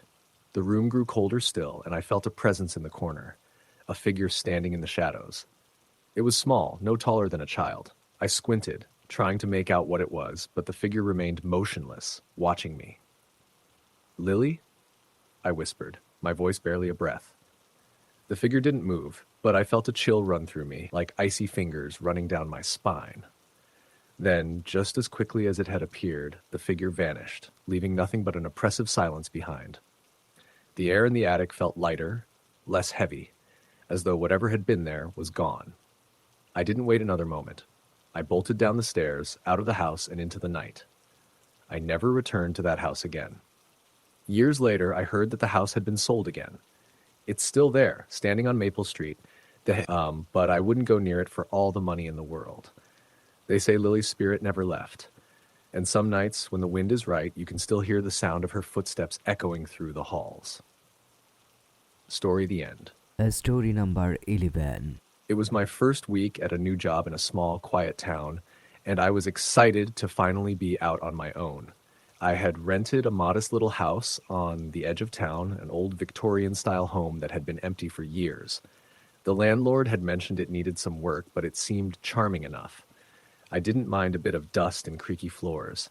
My last apartment had been small, cramped, and noisy, and I was looking forward to the peaceful solitude that this new place promised. The first few nights went by without incident. I unpacked my boxes, set up the furniture, and began to settle into my new routine. I was getting used to the quirks of the house, the way the wooden floors creaked underfoot, the sound of the wind rattling the windows on stormy nights. It felt comforting in a strange way. A little lonely, perhaps, but peaceful. Then, on the fifth night, something happened that would change everything. I was in bed, half asleep, when I heard it. A soft knocking, faint at first, coming from the living room. I lay still, thinking it was just the house settling or maybe a neighbor knocking on my door. But the knocking grew louder, more deliberate. 3 knocks in a row, followed by a pause, then 3 more. The sound was rhythmic, almost too precise to be an accident. I got out of bed, my heart pounding in my chest. I stood in the hallway, listening intently. There it was again, 3 knocks, then another pause. The silence that followed felt heavy, suffocating. I was too scared to move. Finally, I gathered the courage to check. The living room was empty. The only light was from the street lamp outside, casting long shadows across the room. The door was locked, and the windows were closed. I stood there for a moment, confused. Maybe I had imagined it. I was exhausted, after all. I turned back to head upstairs, but then I heard it again, the knocking, this time louder. I couldn't ignore it anymore. I grabbed a flashlight from the kitchen and walked slowly to the source of the sound, my footsteps echoing through the dark hallway. The knocks came again, followed by a soft scraping noise. I pointed the flashlight at the wall, trying to pinpoint where the sound was coming from. And then I saw it, a faint outline on the wall near the baseboard, a mark that hadn't been there before. It looked like scratches, deep gouges, almost as if something had clawed at the wood. I bent down, my breath catching in my throat. The scratches were fresh, still raw, and the air around me felt colder. I turned quickly and ran back to the stairs, heart racing. The last thing I wanted to do was stay in that room any longer. But as I passed the hallway mirror, I froze. I couldn't believe what I saw. In the reflection, I saw a shadow, a figure standing just beyond the doorway to the living room, too dark to make out clearly, but unmistakably there. It was tall, unnaturally still, like it was waiting, watching. I didn't think. I bolted upstairs, slamming the bedroom door behind me. I could hear my breath coming in shallow gasps, the pounding of my heart echoing in my ears. I tried to convince myself it was just my mind playing tricks on me, but the fear was overwhelming. The knocking stopped that night, but it wasn't the last time I heard it. Over the next few days, the sounds became more frequent, more insistent. It wasn't just knocking anymore. Sometimes I'd hear footsteps pacing in the hall outside my bedroom door, slow and deliberate, as if someone was walking in the dark. Other times, it sounded like something was dragging across the floor, scraping the wood with a sickening sound. I began to avoid certain areas of the house. The living room was the worst, the place where the sounds seemed to originate. I started sleeping with the lights on and locking my bedroom door at night. But no matter what I did, the noises never stopped. It wasn't just the noises that bothered me. Strange things started happening. One evening, I returned home to find the door to the attic ajar. I was sure I had closed it before leaving, but now it was wide open. The attic was old, full of dusty furniture and forgotten things. I didn't want to go up there, but something pulled me toward it, as if I needed to understand what was happening. The stairs to the attic creaked under my weight, and as I reached the top, I felt a cold gust of air sweep across my face. The attic was dim, the only light coming from a small window high in the wall. I scanned the room, my flashlight darting over old furniture and boxes piled high with forgotten belongings. And then, in the far corner, I saw it. A rocking chair. I froze. It hadn't been there before. I was sure of it. The chair was old, worn, its wooden frame scratched and chipped, but what made it even more unnerving was the way it was rocking, slowly, back and forth, as if someone had just gotten up and left. The floorboards creaked with each movement, and the room seemed to grow colder still. I couldn't stay there any longer. I backed away slowly, my legs shaking, and hurried down the stairs. But as I turned to leave, I heard it, soft, faint, but unmistakable. The sound of someone whispering my name. I didn't wait to hear any more. I slammed the door behind me and rushed out of the house. I went to the neighbor's house and told them everything. They listened, nodding slowly, and then they told me something I wasn't prepared for. The house had a history. The woman who had lived there before me, they said, had been a recluse. She lived alone for years, rarely seen by the neighbors. They said she was haunted, that she talked to herself late into the night, that she was waiting for someone to return. The neighbors whispered that she had died suddenly, alone in the house, with no one to care for her. Some of the older residents of the town claimed they had heard stories of strange happenings in that house long before I moved in. They said the woman had been a healer, someone who dabbled in old practices, and that she had never truly left the house. The house, they said, had become a vessel for something darker, something that had been trapped there long ago. I couldn't stay after that. The thought of being in that house alone with whatever was there was too much. I packed my things and left that same night, never looking back. To this day, I don't know what was haunting that house, whether it was the restless spirit of the woman who had lived there or something else entirely. I can't say. But I've never forgotten the sound of the knocking or the whisper that followed me into the night, and I never will. Story the end. Story number 12. I had always been a skeptic when it came to things like ghosts and the supernatural. To me, they were just stories people told to explain the unexplainable.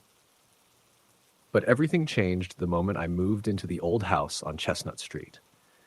I was young, in my early 20s, and had recently moved to a small town in the Midwest to start a new job. The town was quiet, nestled between rolling hills and dense forests. It was the kind of place where everyone knew everyone, and the kind of place where the locals whispered about the old house on the corner of Chestnut Street. It was an old Victorian-style home with large windows, a wraparound porch, and ivy crawling up its brick facade. From the outside, it looked charming, like something out of a storybook. When I first saw the listing for the house, I was immediately intrigued. It had been empty for years, and the price was surprisingly low. I didn't think much of it at the time. The realtor told me that the house had been passed down through generations, but the family had all moved away. The last tenants had left abruptly, and there were rumors about strange occurrences in the house. I remember laughing it off, thinking it was just small-town gossip. The moment I stepped inside, I felt it, a strange heaviness in the air. It was as if the house was holding its breath, waiting for something. But being a skeptic, I chalked it up to the old wood, the dust, and the stillness of a house that hadn't been lived in for a while. I signed the lease, convinced I could make it my own, and moved in the following week. The first few days were uneventful. The house was beautiful, though it did have an eerie charm. The wooden floors creaked beneath my feet, the tall ceilings made the place feel vast, and the air always felt just a little bit cooler than it should. I was alone, and I liked it that way. My job kept me busy, and I spent my evenings unpacking, setting up furniture, and adjusting to my new life. But things began to shift the following week. The sounds. At first, it was nothing too alarming, just the normal creaks and groans of an old house.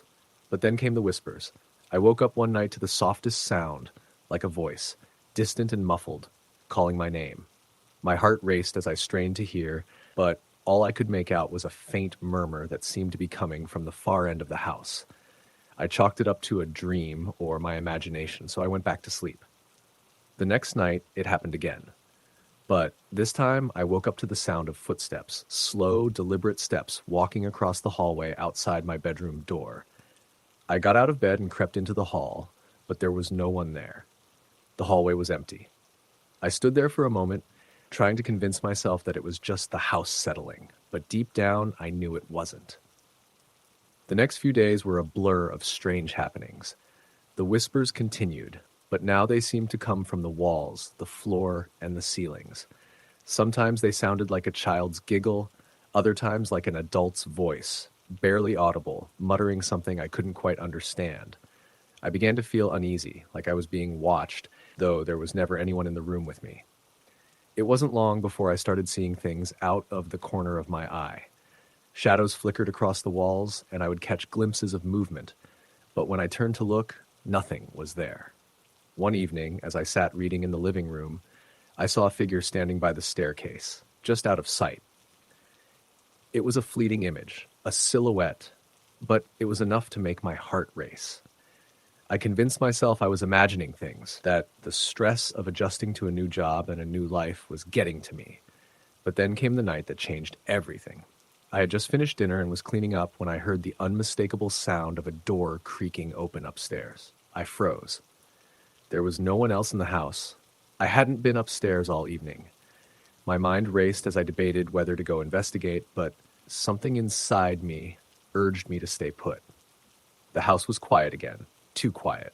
That's when I heard it. A soft, slow tapping on the floor above me, like nails scratching against wood. I grabbed a flashlight and made my way upstairs, every step feeling heavier than the last. As I reached the top of the stairs, I turned down the hallway to the guest bedroom. The door was wide open, and I felt a sudden chill in the air. I stepped into the room, my flashlight beam cutting through the darkness. The room was empty, but the floor was covered in dust, and something caught my eye. On the floor in the center of the room was a small, faint imprint, like something had been sitting there, something heavy enough to leave an indentation. My breath caught in my throat as I crouched down, examining the mark. It was circular, like the shape of a chair or a small table. That's when I heard it, a low, guttural voice right behind me. I spun around, but there was no one there. The air in the room grew cold, and the whispering began again, louder this time, surrounding me. "Leave," it said. I stumbled backward, almost falling to the floor, and ran out of the room. I didn't stop until I was downstairs, my heart pounding in my chest. I locked all the doors and windows, sitting on the couch, too afraid to move. The whispers continued, but now they were coming from everywhere, swirling around me like a storm. I didn't sleep that night. The sounds didn't stop. Footsteps, whispers, the faint tapping. It was like the house itself was alive, breathing, watching. The next morning, I called the landlord. His voice was tight with hesitation when I explained what was happening. He finally admitted that the house had a dark history. The family who'd lived there before me, the Carters, had experienced similar things. But the worst part was what happened to them. The youngest son, Thomas, had died in the house. It was ruled an accident, but some believed he had been playing in the attic when something not quite human had pushed him down the stairs. The landlord warned me that the house had a way of holding on to people, of drawing them in. He offered to help me find another place to stay, but it was too late. The house had already claimed me. I moved out a week later, unable to stay another night. The landlord rented the house to someone else not long after. I never asked who. And for years, I could never shake the feeling that something followed me from that house. Sometimes in the dead of night, I'd hear a whisper, a voice calling my name, and I'd freeze, convinced it was the house, still trying to pull me back. I don't know what's in that house on Chestnut Street, but I do know this. Some things can't be explained. Some things should never be ignored. Story the end. Story number 13. I had always been a skeptic when it came to the paranormal. I was the type of person who could watch horror movies and laugh, dismissing the idea of ghosts as something that only existed in fiction. That was until I moved into an old house on the outskirts of town, a place that had been abandoned for years. It was the perfect project for me, a fixer-upper, cheap, and in a quiet neighborhood. The real estate agent told me no one had lived there in a decade, but that didn't bother me. I wasn't looking for a perfect house, I was looking for a place to call my own. The first few days were uneventful. I spent my time unpacking and cleaning, focusing on the work I had ahead of me. The house was larger than I expected, 2 stories with a spacious kitchen and a cozy living room. The wallpaper was peeling and the floors creaked underfoot, but it had charm. The more I explored, the more I grew fond of it. The house felt empty, but in a way that was comforting, like a blank canvas waiting to be filled with memories. But as night fell on the 4th day, things began to change. It started with small things, a lamp flickering, the sound of footsteps when no one was there, a cold spot that seemed to follow me from room to room. At first, I brushed it off. Old houses settled. It was probably just the wind or the pipes, but as the days passed, the occurrences grew more frequent and more unsettling. One night, after a long day of working on the house, I was sitting in the living room when I heard it, a soft whisper. I froze, the hair on the back of my neck standing up. It wasn't a voice I recognized. It wasn't a noise from the house settling. It was clear, faint, but unmistakable. I stood up and moved cautiously toward the sound. It was coming from the hallway leading to the basement. The whisper seemed to be calling my name, but there was something strange about it, something hollow like a distant echo. I told myself it was nothing, maybe the wind blowing through the cracks in the walls, but curiosity got the better of me, and I walked down the hallway to investigate. The basement door was slightly ajar. I didn't remember leaving it open. I had been careful to close it when I was down there earlier, and I hadn't heard anything since. Hesitant, I pushed the door open and descended the stairs. The air was colder than usual, and the smell of mildew and dust hit me as soon as I stepped inside. The basement was dark, the only light coming from a single bulb overhead that flickered erratically. I turned around to close the door behind me, but as I did, I heard it again. The whisper, clearer now, coming from the far corner of the room. I looked in that direction, my breath catching in my throat. The shadows seemed to shift unnaturally, and I could swear I saw something move in the corner of my eye. I couldn't bring myself to move. I was frozen in place, my mind racing, trying to make sense of what was happening. I told myself it was just my imagination, that I was tired, that I had been working too hard. But the longer I stood there, the more I could feel something, an oppressive presence watching me. And then suddenly, the whisper became a voice, a low, guttural tone that sent chills down my spine. Leave. Now. I didn't need to be told twice. I turned and bolted up the stairs, slamming the basement door behind me. My heart was pounding in my chest, and I felt a cold sweat break out on the back of my neck. I didn't know what had just happened, but I knew I couldn't stay in that house any longer. The next few days were a blur. I couldn't shake the feeling that I was being watched. Every creak of the floorboards, every gust of wind through the cracks in the windows felt like it was something more. The whispers came more frequently, always in the dark, always just out of reach. I would wake up in the middle of the night to the sound of footsteps pacing through the halls. When I looked out into the hallway, it was empty. But the sounds never stopped. I started researching the house, hoping to find some explanation. What I found was nothing short of chilling. The house had been built in the early 1900s, and over the years, several owners had come and gone. Most of them had left abruptly, often without explanation. One family had lived there for years, but their youngest daughter had died in the house under mysterious circumstances. The official cause was a fall down the stairs, but there were rumors that the girl had been pushed. No one ever spoke about it in detail, and no one ever stayed long enough to investigate further. The final entry in the property records was from a woman who had lived there for a short time before suddenly disappearing. The neighbors said she had been strange, often talking to herself, looking out the windows as if she were waiting for someone. And then one day she was simply gone. No one had seen her leave. No one had even seen her pack up her things. She was just gone. I felt a cold shiver run down my spine as I read these details. It was starting to make sense. The whispers, the footsteps, the cold spots. Something was wrong with that house, something I couldn't explain. That night, I couldn't sleep. The house felt suffocating, the air thick with the weight of something unseen. I heard the footsteps again, the soft padding of shoes across the floor. They were closer this time, just outside my bedroom door. I lay in bed, wide awake, waiting for whatever it was to show itself. And then, just as I was about to drift off, I heard it. A soft knock on the door. I jumped out of bed, my heart racing. I opened the door slowly, half expecting to see someone standing there. But there was no one. The hallway was empty. My mind raced, trying to make sense of it, but I couldn't. I closed the door and locked it, my mind a whirlwind of confusion and fear. I didn't know how much longer I could stay in that house. Every day felt like a struggle. I tried to convince myself that it was all in my head, but deep down, I knew the truth.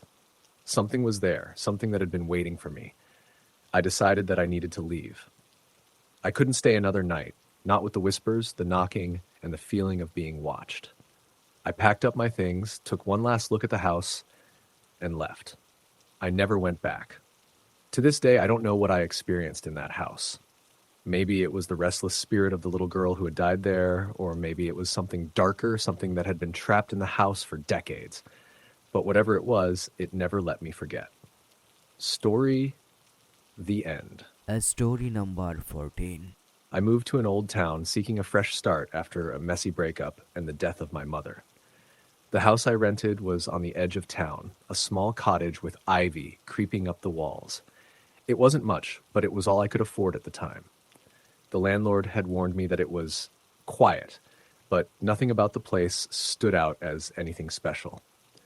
The only notable thing about the house was its location, surrounded by woods and a little farther from the nearest neighbor than I was used to. The first week was uneventful. I spent my days working from home, and my nights were spent on the couch watching movies or reading. The house was old and a little cold, but I could deal with that. It had character, and I liked that. Then it started. At first it was small things that could easily be dismissed as nothing. I would leave the kitchen to go into the living room, and when I came back, the kitchen drawers would be open. Not all of them, just one or two. I thought maybe I was forgetting to close them properly. After all, the house was old and maybe the drawers stuck. But as the days passed, the behavior became more frequent. The drawers would open by themselves. Sometimes the kitchen lights would flicker, or I would hear footsteps in the hallway when I knew I was the only one in the house. It was on a Wednesday evening that I first felt a presence. I had finished dinner and was sitting at the kitchen table going through some paperwork. The house was silent, as it usually was. But then I heard something, a soft knock, like someone tapping on the window. My first thought was that it was the wind, or maybe an animal, but I felt uneasy. The knock came again, this time louder, like someone was tapping directly on the glass. I stood up, walked over to the window, and looked out into the dark yard. There was nothing, just the trees swaying in the wind, the shadows dancing in the light from the house. I brushed it off, telling myself I was imagining things, but the feeling of being watched lingered. That night, the sound of footsteps returned. At first, I thought it was just the old house settling, but the sound came from the hallway outside my bedroom door. Slow, deliberate steps. I froze, straining my ears to listen. There was no one else in the house. I tried to ignore it, but the footsteps continued, echoing through the dark. I tried to rationalize it, but every fiber of my being screamed that something was wrong. The next morning, I decided to go into town and ask around. I went to the local cafe and struck up a conversation with the owner, an older woman named Carol. I asked if she knew anything about the house I was renting, if there had been any strange occurrences or rumors about it. She paused, looking at me with a strange expression. "The house you're renting? Huh? That place has a history," she said, her voice quiet. "Been vacant for a while, but before that, well, let's just say not everyone who lived there stayed for long." I pressed her for more details, but she just shook her head. "I'd be careful if I were you. Some things are better left alone. It's an old house, and sometimes old things don't rest easy." When I returned to the house later that day, I felt a wave of dread wash over me. There was something in the air, something thick and heavy. I walked inside and immediately noticed that the temperature had dropped. I went into the kitchen, and as I passed the hallway mirror, I froze. In the reflection, I saw someone standing behind me. It was only for a split second, just a flash, really, but it was enough to make my blood run cold. I whipped around, but the hallway was empty. My hands were shaking as I backed away from the mirror, tinhas, my breath coming in shallow gasps. I didn't sleep that night. The footsteps were louder now, pacing in the hall outside my door, closer and closer, until they stopped right outside my bedroom. I dared not look, but I could feel the presence lingering just on the other side of the door. I could hear breathing, shallow and raspy, like someone waiting for me to open it. I stayed in bed, my heart pounding in my chest, until the sun finally came up. The sound stopped at dawn, and I thought I could finally breathe again. But even as I tried to convince myself that it was just my mind playing tricks on me, I knew deep down that something was wrong. The next evening, I decided to get to the bottom of it. I had to know if the house really was haunted or if I was just losing my mind. I gathered a few supplies, candles, a notebook, and a flashlight, and went down into the basement. The air down there was thick, musty, and cold, and the light flickered as I made my way past the old wooden beams. The basement was the one place I had yet to fully explore, and now I felt I had no choice but to face whatever was down there. The basement was cluttered with old furniture, boxes, and cobwebs. In the far corner, there was a small wooden door that led to a crawl space. The door was slightly ajar, and I felt an inexplicable pull toward it. I crouched down, shining the flashlight inside, and that's when I saw it. On the floor of the crawl space, there were scratches, deep, jagged marks like something had been dragged across the dirt floor. The marks led to the far wall, where a small wooden box sat, partially buried under the dirt. I couldn't help myself. I reached for the box, and when I opened it, I found nothing but a few old photographs and a tattered, yellowed letter. I took the letter back upstairs with me and read it aloud to myself. If you are reading this, it means the house has chosen you. Be careful. The thing inside this house is not what it seems. It is hungry. It waits. It always waits. I could feel my heart racing as I read the words, but something in me refused to stop. I flipped through the photographs. They were all of different people, most of them old and faded, but one in particular caught my eye. It was a picture of a man, his face gaunt, his eyes hollow, and he was standing in front of my very house, but in a much earlier time. The date on the back of the photo read 1927. The last thing I could make out on the back of the photo was a name, Thomas Sheridan. Suddenly, everything clicked. The strange noises, the whispers, the feeling of being watched, it was all connected. This man, Thomas Sheridan, had been the last person to live in the house before it had been abandoned. He had died in the house under mysterious circumstances. Some said he had gone mad. Others claimed he had been taken by something in the house. I didn't know what to do, but I knew one thing for sure. I had to leave. Whatever was in that house, whatever was lurking in the shadows, wasn't going to let me go that easily. I packed my things the next morning, and as I stepped outside, I felt the weight lifting off my chest. The air seemed clearer, and the oppressive feeling that had haunted me for days finally started to lift. But as I drove away from the house, I glanced in the rearview mirror. For a brief moment, I thought I saw a figure standing in the window, watching me leave. I didn't look back. Story the end. Story number 15. It was a cold autumn evening when Emily first moved into the old farmhouse. She had always wanted a quiet place to escape the chaos of the city, and this house, situated on the outskirts of a small town, seemed like the perfect retreat. It was far from the modern amenities she was used to, but the house had charm, weathered wood, creaky floors, and a peaceful, secluded atmosphere. The previous owner, an elderly man, had passed away 2 months before. The house had been sitting empty ever since. The first night was uneventful. Emily unpacked, set up her things, and settled into the cozy living room with a mug of tea. The fire crackled in the fireplace, and the wind howled outside, but inside it felt warm, inviting, like she had finally found a place where she could truly relax.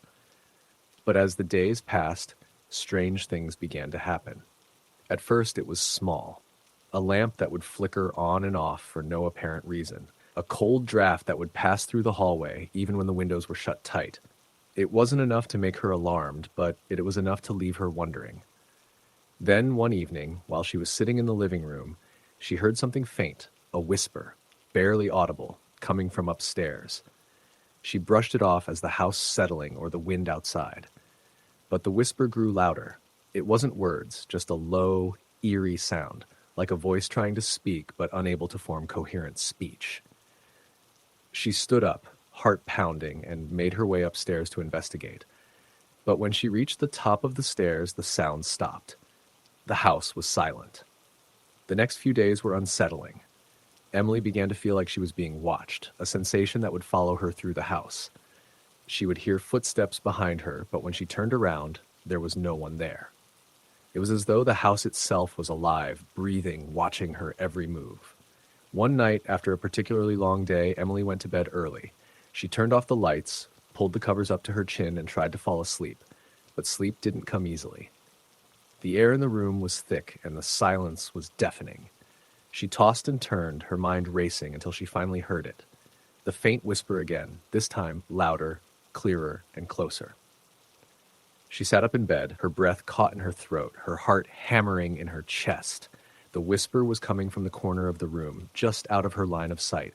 Her eyes darted around the room, searching for the source, but there was nothing there. Nothing except the dark shadows that seemed to stretch unnaturally across the walls. She reached for her phone on the bedside table, trying to calm herself, but when she looked at the screen, it was frozen. No signal, no light. The whisper continued, now accompanied by soft, dragging footsteps, like someone was slowly pacing the room. Emily's blood ran cold. She had to get out of the room. But before she could move, the door slammed shut with a deafening bang, trapping her inside. Panic set in, and she scrambled to get out of the bed, trying to reach the door. But the air grew thicker, suffocating, as though something was pressing in on her from all sides. Suddenly, the whispering voice grew louder, almost urgent. "Leave. Leave now." Emily froze, her skin prickling with terror. She couldn't move. The voice seemed to fill the entire room, surrounding her, echoing in her mind.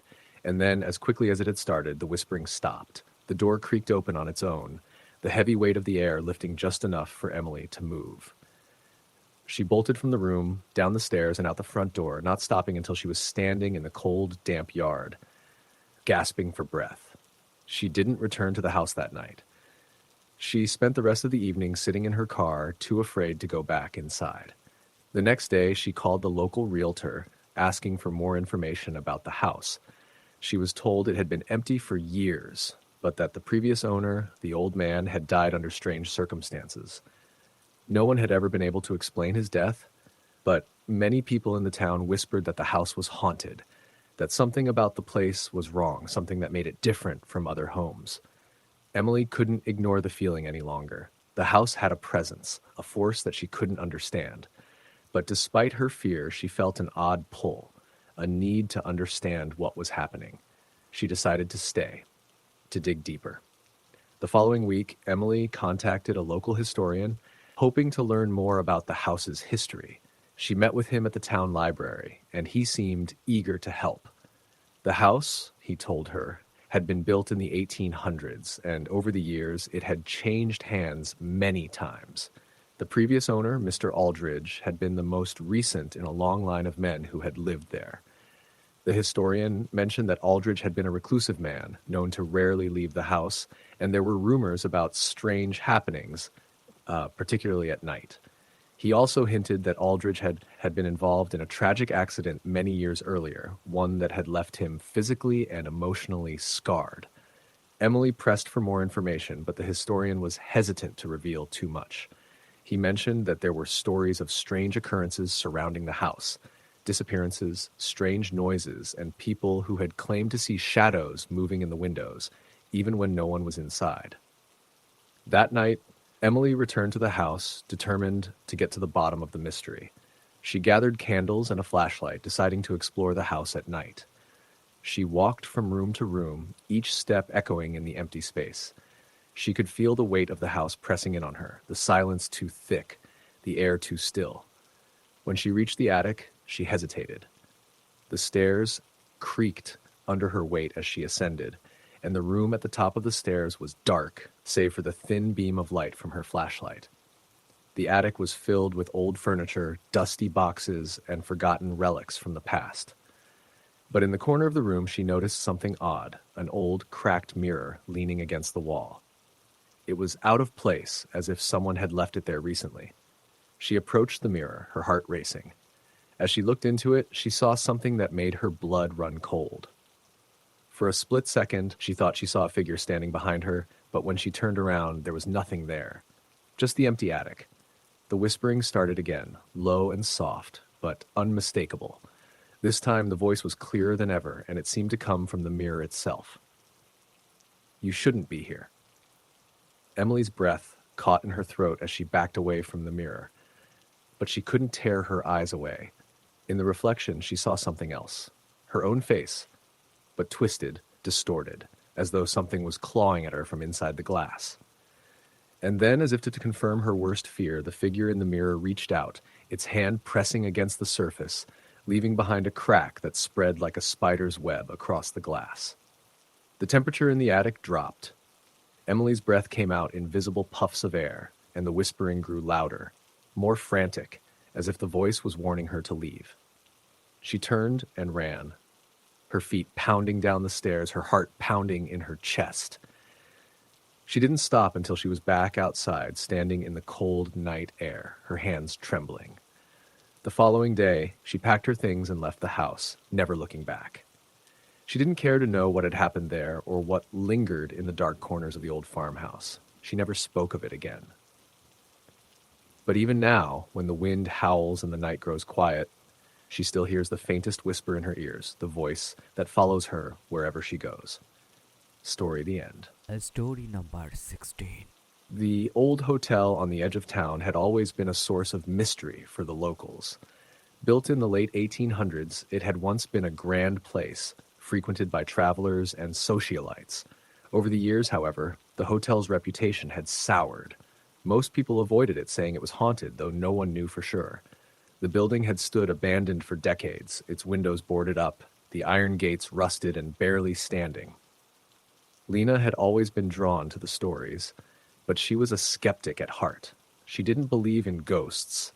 No matter how many locals swore that they had seen lights flickering in the windows or heard strange noises at night, but when she was offered the job to clean the hotel for a property developer planning to restore it, she didn't hesitate. It seemed like the perfect opportunity to get inside and see for herself what all the fuss was about. Her first day on the job felt uneventful. She arrived early, the morning fog still heavy in the air. The hotel loomed in the distance, its dark silhouette cutting through the mist like a shadow. Lena unlocked the door and stepped inside, the floor creaking beneath her boots. The place smelled of mildew, dust, and something else, a faint, musty scent she couldn't place. The lobby, once grand, was now decaying. The chandelier that hung above the main staircase was covered in cobwebs, its crystals tarnished and dull. A large portrait of a woman, framed in gold, hung crooked on the wall. She had a gaunt face, her expression cold and unwelcoming. Lena tried not to let her imagination get the best of her. She spent the first hour sweeping and wiping down the counters. As she worked, she felt an unsettling sensation, like someone was watching her. But when she glanced around the room, she saw nothing. The hairs on the back of her neck stood up, and a chill ran down her spine, but she chalked it up to the eerie quiet of the place. Around noon, Lena decided to check out the upper floors. The stairs creaked under her weight as she ascended, and the silence was deafening. The upper levels were even worse than the lobby. Some rooms were completely gutted, their doors hanging off the hinges.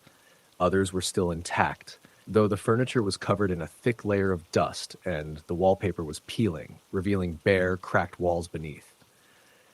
The longer Lena walked through the hotel, the more she felt that sense of unease building.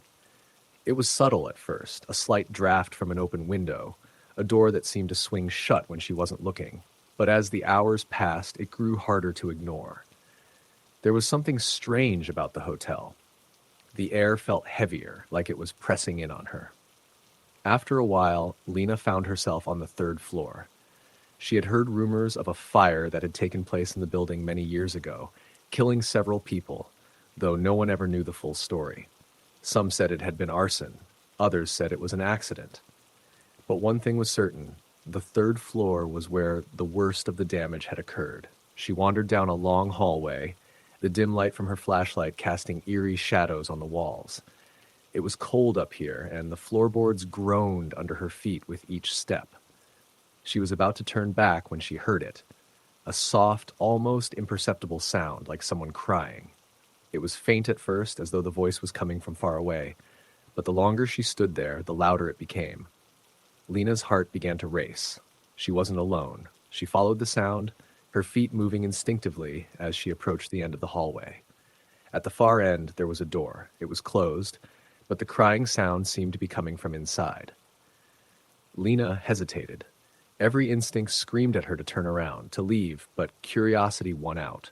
She reached for the doorknob, her hand trembling. When she pushed the door open, the air inside the room was icy.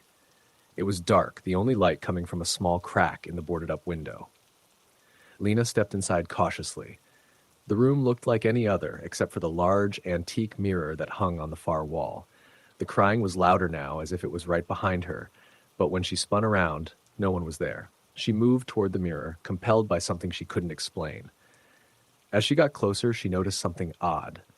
Her reflection seemed off. It wasn't that it looked distorted. No, it was more subtle than that. Her reflection was delayed, as though it wasn't quite in sync with her movements. Lena's breath caught in her throat as she watched, transfixed.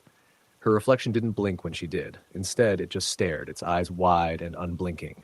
She took a step back, and the reflection mirrored her movement, but it was slow, unnaturally slow.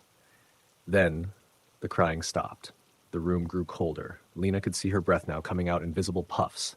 She turned to leave, but as she did, she caught something in the corner of her eye. A figure, standing just beyond the edge of the mirror. A woman. Her face was pale, her hair long and tangled, and her eyes, those eyes were black, hollow, and endless. Lena screamed and stumbled backward, her heart pounding in her chest. She slammed the door shut, but the image of the woman lingered in her mind. She could still hear the crying, now louder, echoing through the hotel. Panicked, Lena fled the third floor, had her footsteps echoing as she ran down the hall. She didn't stop until she was back in the lobby, gasping for breath. She looked around the room, half expecting to see the woman standing there, but the lobby was empty. The rest of the day passed in a blur. Lena couldn't shake the feeling of dread that followed her. She kept hearing the crying, but it wasn't always in the same place. Sometimes it was behind her, other times it was upstairs.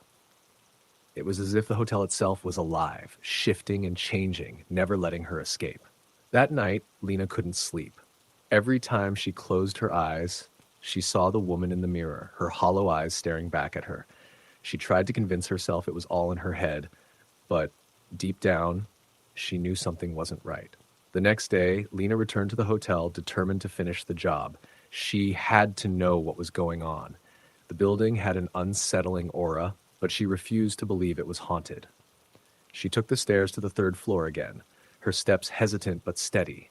She could still hear the crying, and this time it sounded closer, louder. She walked down the same hallway, the wooden floor groaning underfoot, and stopped in front of the same room. The door was still ajar, but this time the crying wasn't coming from inside.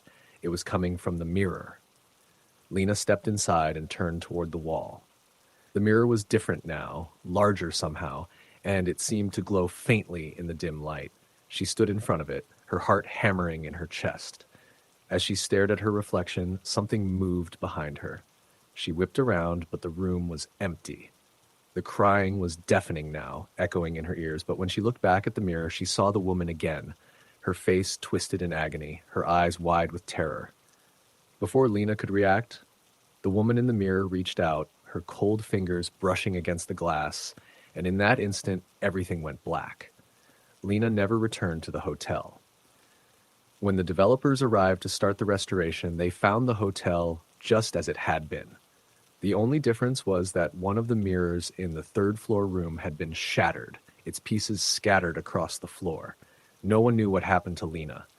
But the locals say that on foggy nights, you can hear her cries coming from the hotel, just as if she's still trapped inside. Story the end.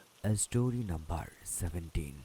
It was a quiet, unassuming town tucked away in the middle of nowhere. The kind of place where nothing much happened and nothing ever seemed out of the ordinary. That's exactly why I had been drawn to it. I needed a fresh start, a place to escape the noise of my old life.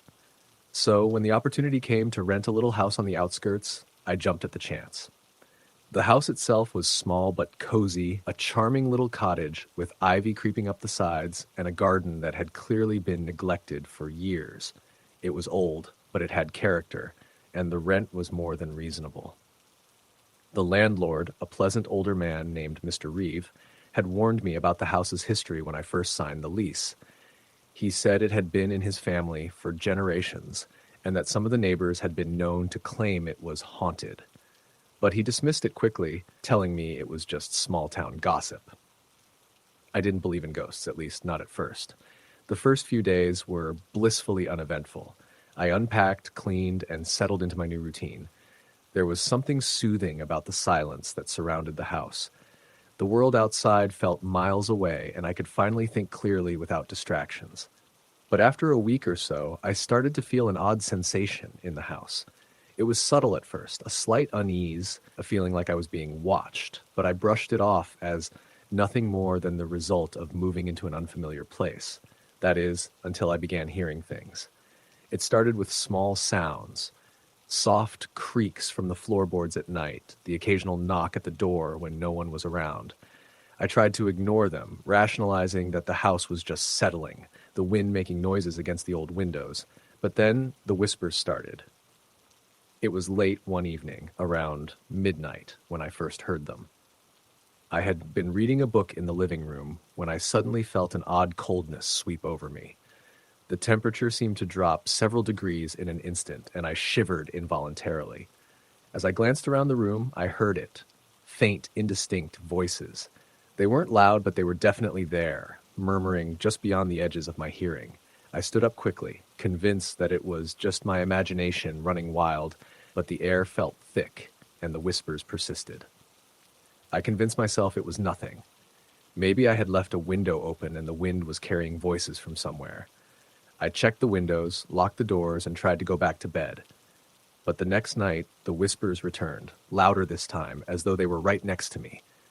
They echoed through the walls, seeping into my room. I lay awake, heart pounding, as the voices swirled around me in a soft, unintelligible chorus. Then came the dreams. At first, they seemed like typical nightmares, dark, chaotic, full of vague images and feelings of dread. But as the days passed, the dreams became more vivid, more real. I started seeing the same figure every night, a tall, gaunt man dressed in old-fashioned clothes, his face obscured by a shadow. He would stand in the corner of my room, staring at me with cold, lifeless eyes. I could never move, never speak. I was paralyzed, trapped in the dream with him, and every time I woke up, the fear lingered for hours, even after I was fully awake. It was on the third night of these dreams when I finally found the courage to look into the house's history. I asked around the town, visiting the small general store and speaking with a few of the locals. The more I asked, the more the stories seemed to pile up.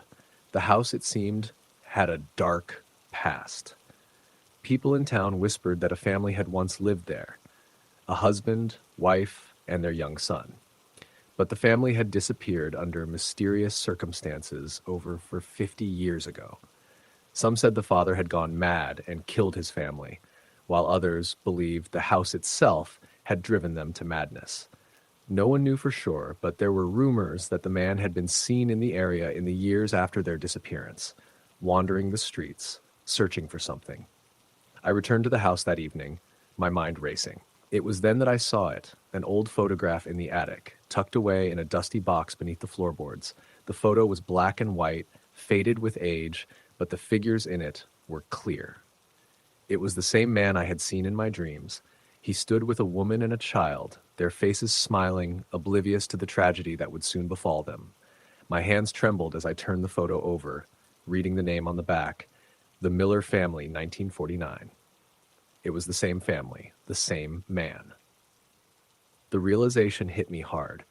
I knew that the house was connected to something far darker than I had initially believed. The whispers, the dreams, the strange coldness, it was all tied to the man in the photo. I had to know more, had to understand what had happened to them. But the more I delved into the past, the more I found myself trapped in a cycle of fear and confusion. One evening, as I sat in the living room, trying to ignore the ever-present whispers that seemed to grow louder with each passing day, I saw something that froze me in place. The man from the photograph was standing in the doorway, just beyond the edge of the room. His face was pale, his eyes dark and hollow, and he was staring at me with that same cold intensity. I tried to speak, to scream, but no sound came out. I couldn't move. My body was frozen, as though I had been struck by an invisible force. The figure stood there for what felt like an eternity, his presence filling the room with an oppressive weight. And then, just as suddenly as he appeared, he vanished. I spent the rest of the night in a panic, trying to make sense of what had just happened. Was it a hallucination? Was I losing my mind? Or was there something else at work here, something far beyond my understanding? The following night, I could no longer ignore the pull of the house. It was as if something was calling me, drawing me deeper into the mystery. I ventured down into the cellar, hoping to find some clue that would explain what was happening. The air down there was thick, musty, and damp, but something in the corner of the room caught my eye. A small, old chest, half buried beneath piles of discarded furniture. I approached it slowly, my heart racing, and when I opened the chest, I found a collection of items, trinkets, papers, and an old journal. The journal belonged to the man in the photograph, and as I flipped through the pages, I began to understand the depth of his torment. The entries grew more frantic, filled with mentions of voices, of things he couldn't explain. The final entry was a desperate plea. It is not just the house, it is the land. The land calls to us, and it will never let us leave. The whispers grew louder, the temperature in the cellar dropped, and I felt something brush against the back of my neck. I turned quickly, but there was no one there. It was then that I realized what I had to do. I couldn't stay in the house any longer. The spirit of the man, of the family, was trapped here, bound to the land, and it wasn't just a haunting, it was a curse. I packed my things that night, my hands shaking as I tried to gather everything in haste. But as I turned to leave, I saw it again, the figure standing in the doorway. This time, though, it wasn't just the man. There was a woman and a child beside him, their faces contorted in agony. As I stepped out into the night, I heard one final whisper, faint but clear, "You can never escape." I left the house behind, never to return. The town eventually moved on, and the house was sold, but I couldn't shake the feeling that the curse still lingered there. I've never spoken about what happened, not to anyone, but I know deep in my bones that whatever was in that house, whatever was tied to the land, is still there, waiting for the next person to come. Story the end. Story number 18. I never believed in ghosts. The stories people told about shadows in the night or strange knocks on walls always felt like the kind of thing used to scare kids at sleepovers. But that changed the year I took a temporary teaching job in a small town in Pennsylvania. I had just finished grad school and was looking for work anywhere that would take me. The town, with its quiet streets and friendly neighbors, seemed like a perfect escape from the chaos of city life. My contract came with a perk, a cheap rental house provided by the school district. It was old, a little run-down, but comfortable enough for someone just starting out. The house stood at the edge of a wooded area, far from the bustling town center. It was 2 stories tall, with faded white paint and a wraparound porch. The landlord had warned me that it was an old place with quirks, but I wasn't picky. I moved in during the fall deck when the leaves were turning fiery shades of orange and red. The house felt peaceful, and for the first few weeks, I couldn't have been happier. But then things started happening. The first sign was small. One night, as I was unpacking a box of books, I heard a faint creak upstairs. I froze, listening intently. The house was supposed to be empty, and I'd locked the doors. Telling myself it was just the house settling, I ignored it. But then I heard it again, a steady, rhythmic sound like footsteps moving slowly across the floor above me. I grabbed a flashlight and climbed the creaky staircase, my heart pounding in my chest. I checked every room, but there was nothing there. No one. The windows were shut, and everything was exactly as I'd left it. Feeling foolish, I went back downstairs and tried to put it out of my mind. The sounds continued, though, growing louder and more frequent. Some nights it was footsteps, other times It was the sound of furniture being dragged across the floor above me. But every time I went to investigate, the rooms were empty. I told myself it was just the age of the house, maybe rodents in the walls. But deep down, I felt something wasn't right. One night, I decided to record the sounds. I set up my phone in the living room and left it running while I went to bed. When I listened to the recording the next morning, my stomach dropped. The footsteps were clear, heavier than I'd imagined, and they weren't alone. There was a low murmur, faint but distinct, like someone whispering. I couldn't make out the words, but the tone sent a chill down my spine. I started asking around town about the house. Most people shrugged and said it was just old, but a few gave me knowing looks. Finally, an older woman who worked at the library told me, "That house has a history. People don't stay there long." When I pressed her, she hesitated before continuing. There was a family who lived there a long time ago, the Hollands. The father, George, was a carpenter, and his wife, Lila, was a school teacher. They had a little girl, Emily, sweet child, but one winter, disappeared. Disappeared. Disappeared? I asked, leaning in. She nodded. No one knows for sure what happened. Some say George went mad and killed them, buried their bodies in the woods. Others think they just packed up and left in the middle of the night. But ever since, strange things have happened in that house. I laughed nervously, trying to brush it off, but her words stuck with me. That evening, as I returned home, the air felt heavier, colder. The sun was setting, casting long shadows across the yard. Inside, the house was eerily quiet. I locked the door behind me and tried to focus on grading papers, but I couldn't shake the feeling that I wasn't alone. Around midnight, the noises started again. This time, it wasn't just footsteps. There was a sharp knock on the wall, followed by what sounded like faint laughter. My heart raced as I grabbed a flashlight and crept through the house. The laughter grew louder as I reached the staircase, and I froze. Standing at the top of the stairs was the silhouette of a little girl. "Emily?" I whispered, the name escaping my lips before I realized what I was saying. The figure didn't move, but I felt her gaze on me, cold and heavy. And then, just like that, she was gone. I didn't sleep that night. The next morning, I went to the library again, desperate to find out more about the Hollands. I combed through old newspapers and town records, piecing together the fragments of their story. The family had been well liked, with no signs of trouble. But one winter night in 1938, they vanished without a trace. The house was found in perfect order, with dinner still on the table and the fire still burning in the hearth. Searches of the surrounding woods turned up nothing. The whispers in the house grew louder after that. Some nights I could hear Emily calling for her mother, her small voice echoing through the empty halls. Other times I'd catch glimpses of George standing in the shadows, his face obscured but his presence undeniable. Lila was the most unsettling of all. I often felt her near me, her breath cold against my neck, her sorrow so palpable it felt like it was seeping into the walls. One night I woke to the sound of crying. It was soft at first, but it grew louder, more desperate. I followed the sound to the living room, where I found the little girl standing by the window. She turned to me, her face pale and streaked with tears. "Help us," she whispered. Before I could respond, she vanished. I didn't know what to do. Part of me wanted to run, to leave the house and never look back. But another part of me felt drawn to the family, to their pain. They weren't just ghosts, they were trapped, caught in some endless cycle of suffering. I decided I had to do something, anything to help them find peace. I spent the next few days researching rituals and ways to cleanse a house of spirits. Armed with sage, candles, and a prayer I'd found online, I prepared to confront whatever was haunting the house. That night, as the wind howled outside and the whispers reached a fever pitch, I began the ritual. The air grew colder with every word I spoke, and the shadows in the room seemed to move, twisting and writhing. The house shook, the walls groaning under some invisible pressure.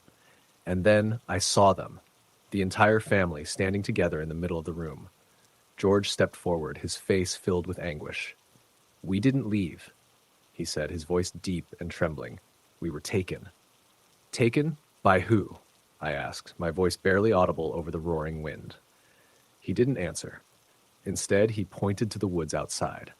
The family faded, their figures dissolving into the darkness, but the whispers continued, growing fainter until they finally stopped. The house was quiet after that. For the first time since I'd moved in, I felt a sense of calm. But I couldn't shake George's final words or the way he'd pointed to the woods. I don't know what he meant.